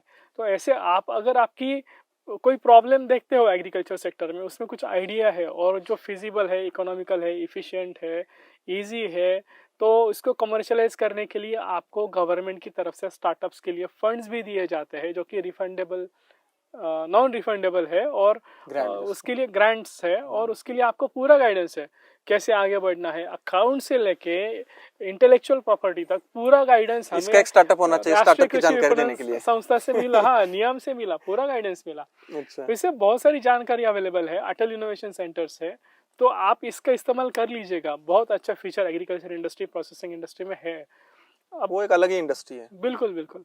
अब हम आते हैं हमारे एक कोर सेक्टर की ओर, जो मतलब किसान है, जो देश की शान है, देश का सम्मान है, और जिनकी वजह से आज हमारी सिस्टम जो है वो चल रही है। मतलब कोविड में हमने देखा कहीं पे -3 GDP था और -21 GDP तक था प्रोग्रेस का रेशो, और एग्रीकल्चर सेक्टर में था 4 या 3 प्लस में था। अकेला एग्रीकल्चर सेक्टर ही था जो प्लस में मूव कर रहा था आगे फाइनेंशियल थिंग्स में। बराबर। और इसकी वजह से हमारी अर्थव्यवस्था जो है वो सस्टेनेबल रही है और रहेगी भी, क्योंकि आज भी हम खेती करने वाली कंट्री है। आज भी 60-70% तक की एम्प्लॉयमेंट हमारी खेती के ऊपर डिपेंड है। तो ये जो हमारे किसान हैं, अब आपका एक्सपीरियंस क्या कहता है, किस तरीके से आगे बढ़ना है? पहली चीज तो देश की शान ये बोलने के लिए है बस। आप कहीं पे भी देखिए, मीडिया न्यूज कहीं पे भी दिखाते तो फार्मर को एकदम गरीब दिखाएंगे, फावड़ा लेके खड़ा है, दुपट्टा ये फेटा लगा के बैठा है या धूप की तरफ इसे देख रहा है। नेगेटिव वाइब्स और हाँ, ज्यादा आती है। ये हमारे दिक्कत किसान है। मिलियनियर फार्मर भी है, और आप वो भी दिखा सकते हो जिससे औरों को और ज्यादा मतलब वो कैसे हिम्मत बढ़ेगी उनके, क्योंकि किसान खेती में से मिलियनियर भी बन सकता है यार, लखपति भी बनता है। हमारे यहाँ पे ऐसे भी फार्मर्स है जिनकी खुद की विमान है, शुरुआत 0 से की थी, लेकिन आज 1 के आगे 8-9 जीरो उनके पास आमदनी करोड़ों कमा रहे हैं बहुत सारे। मैं सक्सेस स्टोरी, हमारा एक यूट्यूब चैनल हमारा जो इंडियन फार्मर है उसमें एक प्लेलिस्ट है सक्सेस स्टोरीज की। मैं बहुत सारे फार्म पे जाता हूँ, लोगों के साथ इंटरेक्शन करता हूँ, उनके फार्म में उन्होंने क्या किया, कैसे किया, सब कुछ बताता हूँ।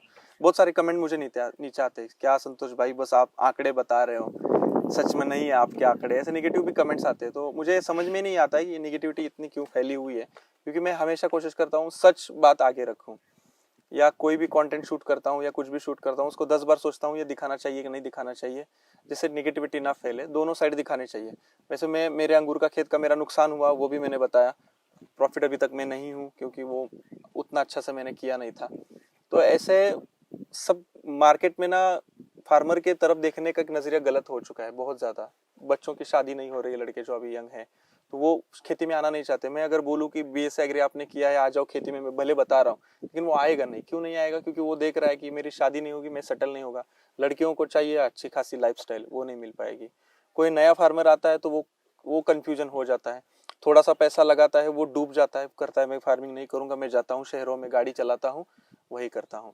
तो ये निगेटिविटी कहीं ना कहीं हम जो फार्मिंग अच्छा कर रहे हैं, आप है, मैं हूँ या हजारों फार्मर हैं, इन सबको एक मिशन की तरह अपने हाथ में लेना चाहिए सारे सिस्टम को, और सोचना चाहिए कि चलो अब हमें पॉजिटिविटी की तरफ देखना है। सही तकनीक और सही ज्ञान से खेती फायदेमंद भी है। हाँ, अच्छा मुनाफा भी देती है, अच्छे पैसे भी देती है, कमा रहे पैसे। एक फार्मासिस्ट है, आपको उदाहरण देता हूँ, जिन्होंने हमारे ट्रेनिंग प्रोग्राम में भाग लिया था।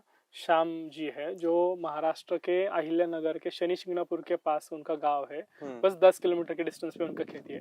वो फार्मासिस्ट थे, उन्होंने अपनी दवाइयों की दुकान बंद करके खेती में आए, और आज वो मुनाफा कमा रहे हैं। उनके भाई है जो मैकेनिकल इंजीनियर है, Sangram Yelwande, millionaire farmer of the year का अवार्ड मिला है उनको अभी ICR का। ये मैकेनिकल इंजीनियर खेती जॉब छोड़ के खेती में आए, और अदरक में इन्होंने लाखों रुपए की उत्पादन लिया है। अभी भी बाकी की जो फसलें है उसमें से लाखों रुपए वो कमा रहे हैं। नहीं कमा रहे हैं। अभिजीत गुले है, जिसका BBC ने अभी रील बनाया, 23 साल का लड़का है। देखिए टेक्निकली खेती करके वो भी कृषि रसायन साक्षरता प्रशिक्षण का प्रशिक्षणार्थी है, और उसने 3 एकड़ में सही समय पे अदरक की बुवाई करके अदरक की जो यील्ड निकाली, 3 एकड़ में 8 से 10 लाख का उसका इन्वेस्टमेंट था, 55 से 60 लाख का उसका प्रॉफिट था। ये खेती में हो सकता है, लेकिन आप अगर बोलोगे कि नहीं अब मुझे भी अदरक ही करना है और ऐसे में अदरक लगाऊंगा, तो वो नहीं होगा। आपको मार्केट ट्रेंड्स का ध्यान रखना है, कब ट्रेंड आने वाला है, कैसे करना है, इसकी भी जानकारी होती है, उसकी भी पढ़ाई होती है, स्टडी करना चाहिए। और ये कमोडिटीज मार्केट का भी हमने ध्यान रखना चाहिए, उसके अकॉर्डिंगली हमें जाना चाहिए। मैं पिछले साल टमाटर लगाया था, मेरा जून वाला खराब गया, फिर मैंने अगस्त में लगाया। अगस्त वाले में मेरा 3 लाख रुपए इन्वेस्टमेंट हुआ, लगभग 8-9 लाख रुपए मेरा टर्नओवर हुआ।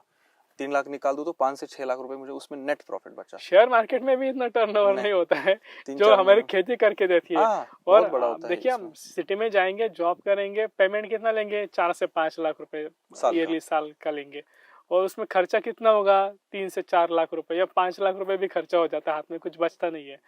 लेकिन अगर हम खेती में जाते हैं तो सही तकनीक, सही प्रशिक्षण से खेती करते हैं, गवर्नमेंट की योजनाओं का लाभ लेते हैं, सही जानकारी लेके। और जैसे अगर आप इंडियन फार्मर का यूट्यूब चैनल देख रहे हो तो उसमें भी आपको बहुत अच्छी जानकारी मिलती है। तो बहुत सारी रिसोर्सेस आपको अवेलेबल है और आप भी मिलेनियर किसान बन सकते हो दोस्तों। जी। So thank you so much Santosh ji, बहुत अच्छी जानकारी आपने साझा की है, जिससे हम आशा व्यक्त करते हैं कि खेती के तरफ देखने का नजरिया बदलेगा।